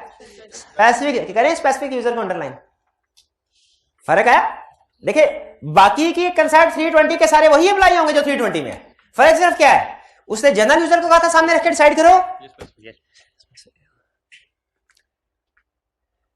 अच्छा ये अजीब कंसेप्ट है, सुने। फर्स्ट कीजिए, आपने कॉन्ट्रैक्ट पढ़ रहे हैं, बिल गेट्स ने लिखा है कॉन्ट्रैक्ट इधर के असलम भाई को। बिल गेट्स ने असलम भाई, ए असलम भाई मैं आपको $500 मिलियन डोनेशन भेज रहा हूं, इसके मुताबिक फाइनेंशियल स्टेटमेंट्स बनाइएगा इस फॉर्मेट के मुताबिक। हाँ $500 मिलियन है ना, भेज रहा हूं, तो इसमें फाइनेंशियल स्टेटमेंट बनाएंगे, तो इसमें $500 से नीचे की मिस स्टेटमेंट हुई ना, उसको करेक्ट करके ना बताइएगा मुझे, ठीक है? 500 से ऊपर ऊपर की करेक्शन वगैरह सारी कर दीजिएगा, 500 से नीचे की खैर है, मेरे लिए 500 इमटेरियल है। तो इस ऑडिट पे हमारा मटीरियलिटी लेवल क्या हुआ? $500 गलत। स्टैंडर्ड कहता है अगर कॉन्ट्रैक्ट में दो पार्टीज का ये तय भी पाए, आपने फिर भी अपने अलहदा से मटीरियलिटी लेवल डिटरमिन करना है, क्योंकि बाज़ औक़ात याद रखें यूजर्स जो है, हम वो खुद भी फाइनेंशियल स्टेटमेंट्स के बारे में उतना नहीं जान रहा होता जितना एज ऑडिटर हम जान रहे होते हैं। ठीक है? समझ आ रही है कि नहीं? तो बिल गेट्स के लिए हो सकता है मटीरियलिटी लेवल कुछ उसका अपना हो, लेकिन एज ऑडिटर हमने जो मटीरियलिटी लेवल डिटरमिन करना है वो 320 के मुताबिक करना है। ये थोड़ा सा ट्रिकी पॉइंट है, समझ आ रहा है आपको? कि हमने अगर बिल गेट्स फर्ज कीजिए ये कहते $500 मिलियन दे रहा हूं, मेरे लिए 500 का 500 ही मटीरियल है, तो क्या ये फाइनेंशियल स्टेटमेंट्स की चेकिंग करें कि इसमें मटीरियल मिसस्टेटमेंट हो सकती है? नहीं हो सकती। हो सकती है। हालांकि बिल गेट्स ने क्या कहा कि मेरे लिए सारी अमाउंट ही मटीरियल है, तो हम अपना मटीरियलिटी लेवल जो बिल गेट्स ने कहा है उसके मुताबिक डिटरमिन करेंगे कि जो ISA 320 ने कहा है। अब आप पढ़े line, auditor is required to calculate materiality on his own, खुद से करनी है, even if management has agreed with intended user, चाहे मैनेजमेंट और बिल गेट्स का एग्रीमेंट क्यों ना हो गया हो, not to correct misstatement below a certain threshold, कि एक सर्टेन लिमिट से नीचे की अमाउंट, चाहे उनका एग्रीमेंट भी हो गया हो, हमने फिर भी मटीरियलिटी उस एग्रीमेंट में जो अमाउंट लिखी है वो नहीं बनानी, 320 की बनानी। फिर एज पर ISA 260 265, अब देखें, जनरल पर्पस बनाना सारे डायरेक्टर की जिम्मेदारी थी, एग्रीड? स्पेशल पर्पस बनाना सबकी जिम्मेदारी होगी कि सिर्फ हो सकता है चंदे की 2-4 की ड्यूटी लगा दी हो, 2-4 की ड्यूटी लगा। जब 12 डायरेक्टर हैं, 4 डायरेक्टर से कहा जाओ यार बैंक से लोन लेना है, जब तुम जाके बातचीत करो, सारे डायरेक्टर थोड़ी जाके बातचीत कर रहे हैं। तो अब जो बैंक ने कहा मुझे प्रोस्पेक्टिव फाइनेंशियल इंफॉर्मेशन बना के लाके दो, तो इसके लिए यही 4 रिस्पॉन्सिबल है डायरेक्टर्स के सारे 12, यही 4। तो मे बी कह रहा है सम और all of may not be responsible for preparation of special purpose financial statement. तो आपने देखना है कि फिर इसका मतलब हुआ अब इस ऑडिट से रिलेटेड जो कम्युनिकेशन होगी आपकी, अगर इसमें की ऑडिट मैटर है, फर्ज करें अगर इसमें MCL मैटर आना है, तो आपने 12 के 12 डायरेक्टर्स को कम्युनिकेट करना है कि सिर्फ इन्हीं सम को, इन्हीं को जो इन्वॉल्व है। चलिए जी, फेवरेट आ गया आपका, कंटेंट्स ऑफ ऑडिट रिपोर्ट। कहता है अब ये रिक्वायरमेंट्स अप्लाई होगी, ISA 700 अप्लाई होगा? सोच के जवाब दीजिए। स्पेशल पर्पस फाइनेंशियल स्टेटमेंट्स का ऑडिट कर रहे हैं हम, ISA 700 अप्लाई होगा? होगा पक्का? ISA 700 क्या कहता है? कंटेंट्स ऑफ रिपोर्ट बताइए।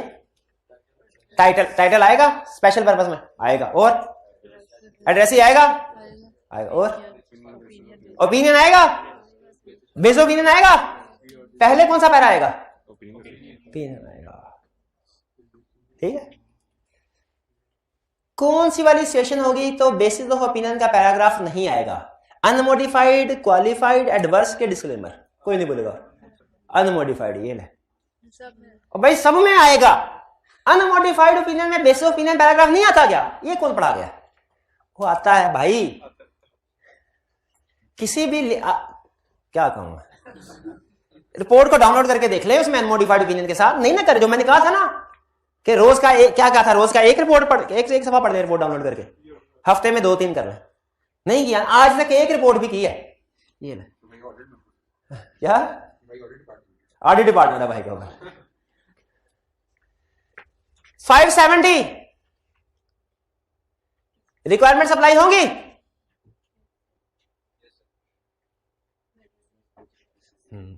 कहता है मैनेजमेंट रिस्पॉन्सिबिलिटी और राइटर रिस्पॉन्सिबिलिटी मॉडिफाई होगी अगर गोइंग कंसर्न नॉट रेलिवेंट है। पहले तो मुझे ये नहीं समझ आ रही, क्या कोई फ्रेमवर्क ऐसा हो सकता है कि गोइंग कंसर्न नॉट रेलिवेंट हो, कोई फ्रेमवर्क ऐसा हो सकता है जिसमें गोइंग कंसर्न नॉट रेलिवेंट है, टैक्स बेसिस है, टैक्स वाले कहते हैं कंपनी डूबती है, डूब जाए हमारा टैक्स दे के डूबे, ऐसे ही है ना, टैक्स वालों को आपके गोइंग कंसर्न से कोई कंसर्न है, कोई नहीं। तो अगर financial statements tax basis framework पे बनी है, याद रखिए इसमें गोइंग कंसर्न अजम्पशन रेलिवेंट नहीं है।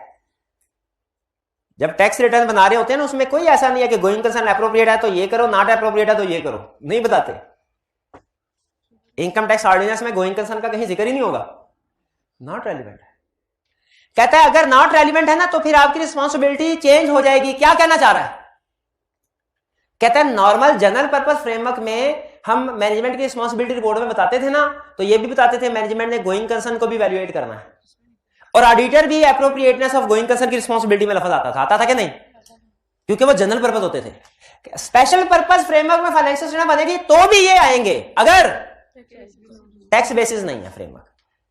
अगर टैक्स बेसिस के अलावा कोई और स्पेशल पर्पस फ्रेमवर्क है ना तो फिर भी गोइंग कंसर्न के अल्फाज आएंगे इसमें, लेकिन अगर टैक्स बेसिस है तो ना मैनेजमेंट की रिस्पॉन्सिबिलिटी गोइंग कंसर्न सेस करना ना ऑडिटर, क्यों, टैक्स बेसिस में गोइंग कंसर्न रेलिवेंट ही नहीं। समझ आ रही है बात? 701 का स्कोप याद है किसी को, की ऑडिट मैटर का है किसी के पास notes? Current period scope, general purpose financial statements लिखा था कि नहीं, complete set of financial statement लिखा था कि नहीं, देख के बताएं। 701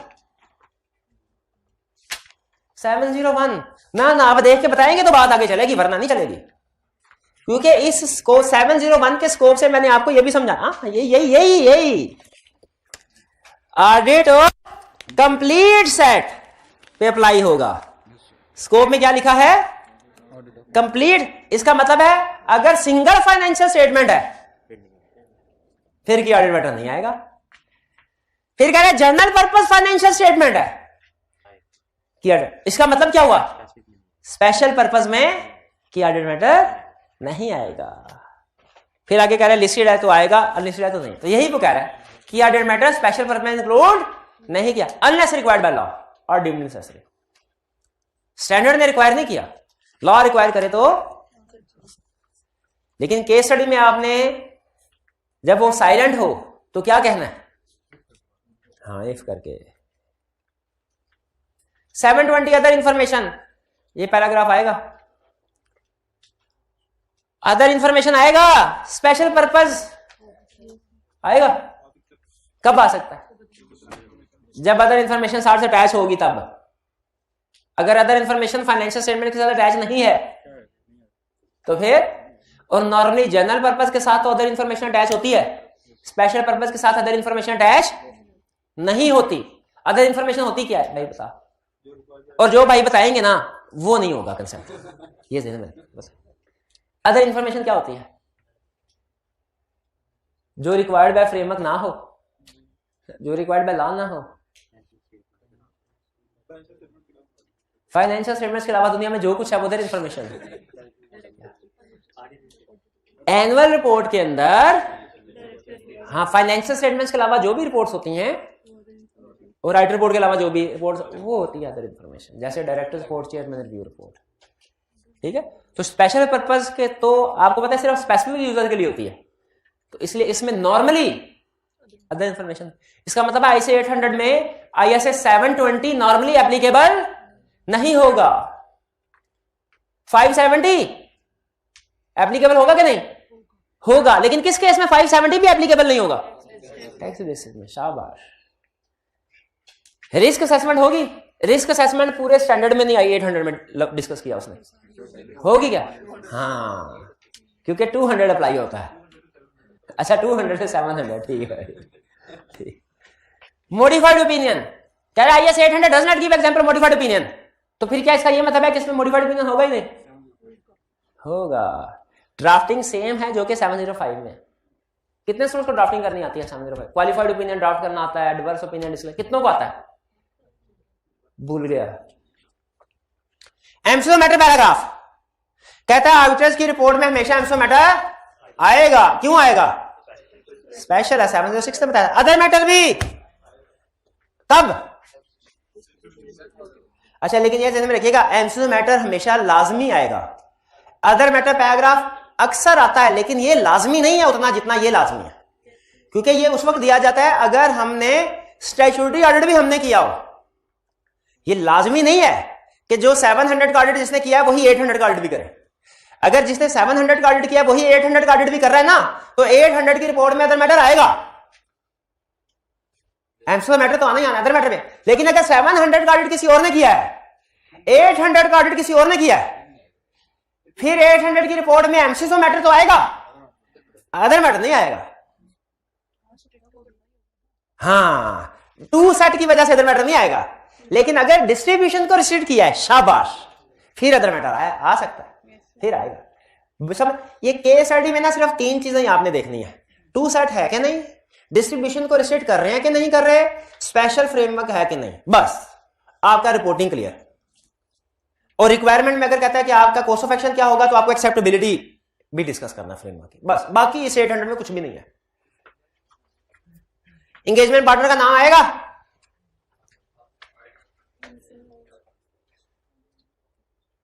ये वही रिक्वायरमेंट है जो 700 की है। और 700 की क्या है? लिस्टेड कंपनी में आएगा। और अनलिस्टेड में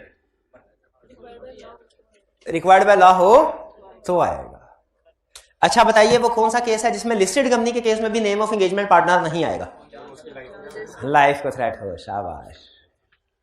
अच्छा कुछ कुछ याद है आपको चीजें हैं? अच्छा ये क्या कह रहा है जरा ये सुन ले। मॉडिफिकेशन इन ऑडिटर्स रिपोर्ट, ये कंसेप्ट जो ये टिप है ना, ये असल में आपके काम आएगी 805 और सबसे ज्यादा 810 में। ये बड़ी कमाल की चीज बताने लगा। क्या सुन ले। अच्छा एक आपसे वैसे क्वेश्चन पूछता हूं, क्या ऐसा पॉसिबल है कि जनरल पर्पस फाइनेंशियल स्टेटमेंट्स पे एडवर्स ओपिनियन हो और special purpose unmodified opinion, special purpose financial statement ठीक हो? क्या पॉसिबल है? सोच के बताया। अलग अलग है, बिल्कुल अलग अलग। फाइनेंशियल स्टेटमेंट्स भी अलग अलग, एंगेजमेंट भी अलग अलग, रिपोर्ट भी अलग अलग। तो ऐसा पॉसिबल है कि जनरल पर्पस फाइनेंशियल स्टेटमेंट्स पे एडवर्स ओपिनियन, क्योंकि वो गलत है तबाही भी रही है उधर, और स्पेशल पर्पस जो है अनमोडिफाइड ओपिनियन आएगा। इफेक्ट ऑन रिपोर्ट में अदर मैटर पैराग्राफ देंगे किस वजह से? ये बताने के लिए कि अदर दूसरा सेट ऑफ फाइनेंशियल स्टेटमेंट। सोच के मुझे बताइए, क्या स्पेशल पर्पस के यूजर को ये बता देना चाहिए कि नहीं कि जो जनरल पर्पस वाली फाइनेंशियल स्टेटमेंट है उस पर एडवर्स ओपिनियन दिया था? बता देना चाहिए कि नहीं? रिलायबिलिटी। अच्छा इसका ये मतलब नहीं है कि स्पेशल पर्पस फ्रेम, अगर जनरल पर्पस पे एडवर्स ओपिनियन है तो स्पेशल पर्पस पे भी लाजमी एडवर्स ओपिनियन होगा। ये कंसेप्ट गलत है। मैं समझाना क्या चाह रहा हूं, अगर जनरल पर्पस पे एडवर्स ओपिनियन है और स्पेशल पर्पस ठीक है, तो स्पेशल पर्पस पे ओपिनियन अनमोडिफाइड हो, लेकिन जो दूसरे ऑडिट में है उसको स्पेशल पर्पस की रिपोर्ट में बता दो, यही कह रहा है वो। If items report on general purpose financial is modified, यानी मॉडिफाइड आप बता रहा है, यहां ओपिनियन मॉडिफाइड हो या एमसीओ मैटर हो, अदर मैटर हो, going concern certain other information, जो भी गड़बड़ है, अगर जनरल पर्पस की रिपोर्ट मॉडिफाइड है तो ऑडिटर की रिपोर्ट जो होगी ना, ये स्पेशल ऑडिट की यानी ISA 800 सीरीज वाली, इसमें हमने उस मॉडिफिकेशन को एक्सप्लेन बता देना है, जिक्र कर देना है, ठीक है।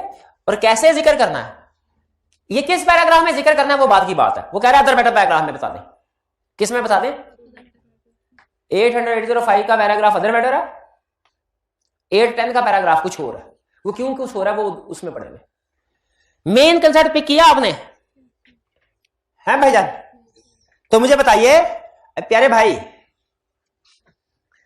अच्छा है वो कॉन्फिडेंस देखे, जैसे प्यारे भाई कहा, प्यारे भाई ने ऊपर देख लिया है। प्यारे भाई मुझे बताइए, अगर जनरल पर्पस फाइनेंशियल स्टेटमेंट्स पे ओपिनियन क्वालिफाइड दिया है तो स्पेशल पर्पस का ओपिनियन हमेशा क्या होगा? हाँ, कोई भी हो सकता है। अगर अनमोडिफाइड है तो इंपैक्ट ऑन रिपोर्ट बताए, कुछ भी नहीं। वो अदर मैटर पैराग्राफ में हमने ये बताना नहीं मॉडिफिकेशन को, तो मॉडिफाइड कौन मॉडिफाइड होगा तो बताएंगे। तो जनरल मॉडिफाइड है, क्वालिफाइड ओपिनियन बोले तो मॉडिफाइड ओपिनियन है। मॉडिफाइड ओपिनियन लिखो, लिख एक इक्वेशन लिखाता हूं, rocket science. Modified opinion is equal to qualified opinion plus adverse opinion plus disclaimer of opinion. लिख, एक इक्वेशन ही है। दूसरी इक्वेशन लिख, दूसरी, modified report is equal to modified opinion plus MCO matter plus other matter plus going concern uncertainty. फर्क समझ आया? मॉडिफाइड ओपिनियन और मॉडिफाइड रिपोर्ट में क्या फर्क है, समझ आ गया? तो मेरा भाई मेरे को बता, अगर जनरल पर्पस और स्पेशल पर्पस दोनों का ऑडिट हम ही कर रहे हैं, जनरल पर्पस में क्वालिफाइड ओपिनियन दिया था, स्पेशल पर्पस में सब कुछ ठीक है, इफेक्ट ऑन रिपोर्ट बताओ। हाँ, अनमोडिफाइड ओपिनियन आएगा। और क्या आएगा? देखा क्या सच्चा था ना मैं भाई। सबसे पहले तो एब्सोल्यूट मैटर आएगा, मॉडिफाइड हो गई रिपोर्ट, सबसे पहले एब्सोल्यूट मैटर आएगा, फिर उसके बाद अदर मैटर किस वजह से आएगा? एक इस वजह से आएगा two set of financial statement, दूसरा इस वजह से आएगा अगर रिपोर्ट को स्टेट किया, तीसरा इस वजह से आएगा बताने के लिए कि जनरल पर्पस पे क्वालिफाइड ओपिनियन दिया था। शाबाश, ठीक है। ये भाई को कल, आज नहीं कल 50 रुपए इनाम दूंगा अगर मेरा भाई मुझे अदर इंफॉर्मेशन और अदर मैटर में फर्क बता देगा। और अभी बताना, कल नहीं बताना, इनाम कल मिलेगा, जवाब अभी देना है। तो कहता ठीक है सर बता दूंगा। दोनों का स्टैंडर्ड बता दे, कौन सा एक ही है कि अलग है? कौन सा?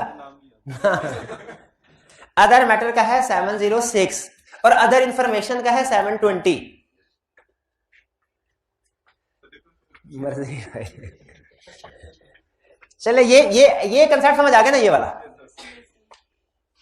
हाँ, ये फॉर्मेट आ गए, रिपोर्ट के फॉर्मेट आ गए। ISA 800 में 3 फॉर्मेट है रिपोर्ट के। कल क्यों करेंगे, आज ही करेंगे। पिछले हफ्ते पीर को छुट्टी की थी ना, उस पाप का प्रायश्चित नहीं करना हमने। आया भी सेकंड टाइम लेट है। ISA 800 में कितने रिपोर्ट के फॉर्मेट दिए हैं? 3। पहली इलस्ट्रेशन में फाइनेंशियल रिपोर्टिंग के फ्रेम प्रिपेयर्ड किस फ्रेमवर्क के मुताबिक बना है? फाइनेंशियल रिपोर्टिंग कॉन्ट्रैक्चुअल बेसिस पे। किसके लिए बना है? जिस कंपनी के साथ कॉन्ट्रैक्ट हुआ है उसके लिए। कोई केस स्टडी में अगर ये इंफॉर्मेशन आ जाए ना, आप पे ऊपर लाजिम हो गया एमसीक्यू मैटर लिखना है, और अगर ये इंफॉर्मेशन आ गई लाजिम हो गया अदर मैटर भी लिखना है। और अगर मजीद उसने कहा डिस्ट्रीब्यूशन ऑफ रिपोर्ट रिस्ट्रिक्टेड है, अदर मैटर तो उस वजह से भी आ गया था। और अगर कहीं स्टैट्यूटरी ऑडिट भी आप कर रहे हैं और ये दूसरा ऑडिट भी आप कर रहे हैं, तीसरा पॉइंट क्या है फाइनेंशियल स्टेटमेंट सेट्स 2 सेट्स वाले में, बट ठीक है। अच्छा स्टैंडर्ड है ना, एक मेरे ख्याल में बोगी मारी है, मेरे ख्याल में वो क्या सुन रहे हैं, एक रिपोर्ट के अंदर 2 मैटर्स आ सकते हैं एम्फेसिस वाले, आ सकते हैं। क्या करें, एक हेडिंग देके दोनों को डिस्कस कर लें, ये ठीक है, ये स्टैंडर्ड जहां के। क्या एक रिपोर्ट के अंदर अदर मैटर वाले 2 मैटर आ सकते हैं, आ सकते हैं। क्या करें, एक हेडिंग दे अदर मैटर की, उसमें दोनों को डिस्कस कर ले, ये भी ठीक है। अब गौर से सुनिएगा, एक रिपोर्ट के अंदर एक मैटर एमसीसी वाला और एक अदर वाला आ सकता है, आ सकता है। इसको प्रेजेंट कैसे करना है, अलग अलग, मेरा भी यही ख्याल है, लेकिन स्टैंडर्ड ने दोनों को एक ही पैराग्राफ में ऐड कर दिया, एमसीसी और मैटर। मेरा पॉइंट ऑफ व्यू ये है, और मैंने जो केस स्टडी के सोल्यूशन बनाए हैं वो भी इसी पॉइंट ऑफ व्यू से बनाए हैं कि एमसीसी मैटर लादा अदर मैटर। लेकिन जब आप इनकी ड्राफ्टिंग पढ़ेंगे ना तो आप हैरान परेशान हो जाएंगे, क्यों एमसीसी मैटर अदर मैटर दोनों ही एमसीसी मैटर में डालें, क्यों हैरान हो जाएंगे, एमसीसी मैटर अदर मैटर दोनों ही एमसीसी मैटर में डाले हो। एक एग्जांपल हो जाए, आपको नहीं तैयार कर रहा, ओपिनियन एमसीसी मैटर। अच्छा ये जैसे ही मैंने पढ़ा ना material uncertainty related to going concern, मुझे श्योर हो गया टैक्स वाला नहीं है फ्रेमवर्क। वी हैव ऑडिटेड, आगे डॉट्स लगे हुए हैं, इसका मतलब क्या है, वही वाला पैरा आएगा। कह रहा है इन आवर ओपिनियन, अब ये ओपिनियन ये है, accompanying financial statements of company for the year ended December 31, 2004 prepared in all material aspects in accordance with financial reporting provisions of section Z of the contract dated January 1, 2001 between company and DEF company। कौन सा basic framework है, contractual basis framework. तो मुझे एक और चीज confirm हो गई, क्या एमसीसी मैटर आए ही है, अदर मैटर भी आए ही है। MCC matter basis of counting and restriction on distribution and use, distribution भी रिस्ट्रिक्ट कर रहा है, स्पेशल बेसिस ऑफ काउंटिंग भी है। ये तो अजीब बात हो गई भाई, स्पेशल बेसिस ऑफ काउंटिंग पे तो एमसीसी मैटर आता है, ये ठीक है, लेकिन रिस्ट्रिक्शन जब लगाते हैं वो तो अदर मैटर में आती है। लेकिन इसमें आपको पता है उसका क्या इकट्ठा कर देते, इसकी कोई ना कोई शायद रॉकेट साइंस होगी जो कम से कम मुझे नहीं पता, ठीक है। लेकिन अगर कोई रॉकेट साइंस है भी ना, तो जितना को मैं स्टैंडर्ड्स को जानता हूं, अगर हम इसको लैदा भी कर ले तो वो हरगिज गलत नहीं है, हरगिज गलत नहीं है। पहले मैं समझता था कि सिर्फ मुझे ही ऑडिट नहीं आता, फिर मैंने एक लिस्टेड कंपनी की ऑडिट रिपोर्ट में मॉडिफिकेशन पैराग्राफ पढ़ लिया, फिर मुझे थोड़ी सी तसल्ली हुई। मैं कहा नहीं, मैं अकेला ही नहीं हूं, और भी लोग हैं कुछ जिनको ऑडिट नहीं आता। तो ये तो फिर भी वो ऐसी बोंगी थी, ऐसी बोंगी, ये तो उससे फिर भी बेहतर है। बहरहाल कह रहे we draw attention to note number X to the financial statement, MCC matter में थी ये बात, which describe the basis of counting, ये भी थी। एमसीसी मैटर में 3 कंडीशन थी ना, 3 कंडीशन थी ना। अब ये कहेगा हाँ देखो 3 कंडीशन जब है, अभी याद नहीं है, देखा। The financials are prepared to assist the company in complying with the financial reporting provision of the contract referred to above। अब ये स्पेशल बेसिस ऑफ काउंटिंग का एक्सप्लेन कर रहा है। यहां पे आपको पता है 3 चीजें होती थी, एक नोट्स अकाउंट से रेफरेंस, फिर क्लियरली एम्फसाइज द मैटर, और फिर our opinion is not mod. पहली वाली कंडीशन यहां से लेके यहां तक है, ये नोट। दूसरा ये आगे उसका एक्सप्लेन कर रहा है, ठीक है। और तीसरी लाइन ये एंड पे, our opinion is not modified in respect of this matter.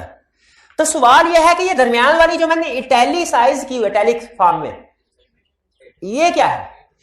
हाँ, ये अदर मैटर वाली लाइन है। Our report is intended solely for the company and DF company and should not be distributed to or used by parties other than the company और DF. आई कुछ बात समझ? MCC matter other matter को उसने mix किया, लेकिन मैंने आपको डिफरेंशिएट करने के लिए उसका फॉर्मेट थोड़ा सा चेंज कर दिया। फिर material uncertainty relating to going concern, इसके भी 3 चीजें थी, वही we draw attention to note 6 in the financial statement which indicate company incurred net loss and current liability। net loss और current liability ज्यादा हो current asset से तो गोइंग कंसर्न इशू राइज होता है। आज का पहला क्वेश्चन यही नहीं था, इंफॉर्मेशन, ये हाँ ये तो था ही नहीं, यही नहीं था। ठीक, यही था इंडिकेशन। तो ये अहम इंडिकेशन है दो, नेट लॉस और liability is greater than assets. Going concern की तरफ चले जाए, जहां कहीं किसी भी केस स्टडी में ये दोनों बातें मिल जाए आपको, फौरन गोइंग कंसर्न की तरफ चले जाए। As stated in note number 6, the assignment condition indicate material uncertainty, वो वही अल्फाज, our opinion is not modified। और लेकिन ये क्या अदर मैटर कहां से आ गया? वो तो ऊपर वाली बात, ये कौन सा होगा बताए, कौन सा होगा ये अदर मैटर नीचे वाला कौन सा होगा? अरे स्ट्रिक्ट वाला तो ऊपर हो गया यार, खुदा का खौफ कर, वो ऊपर हो गया, इधर हो गया, इधर रिस्ट्रिक्ट, ये कौन सा होगा? टू सेट वाला। Company has prepared a separate set of financial statement for the year ended December 31 in accordance with IFRS, on which we issued a separate auditor's report to the shareholders of the company dated March 31। इसको याद कर ले, ये case study में आएगी भाई। कुछ report समझ आई आपको? अब आते हैं केस स्टडी की तरफ। हम तो करके आएंगे, घर से करके आएंगे पक्का। चल अच्छा, चाहे सारी डिटेल में ना करके आए, लेकिन उसके की पॉइंट्स लिखते हैं, उसका जो क्या कहते हैं मगज है ना केस स्टडी का, वो कीवर्ड्स में लिख दे, ताकि मुझे ये पता चल जाए कि आप सही कंसर्न में पहुंच गए हैं। ये तो कर लेंगे ना? चलिए मेहरबानी, चले आज के लिए इतना काफी है। आज का लेक्चर, असाइनमेंट जरूर करनी है। आज का लेक्चर यहाँ खत्म करते हैं। अल्लाह हाफिज।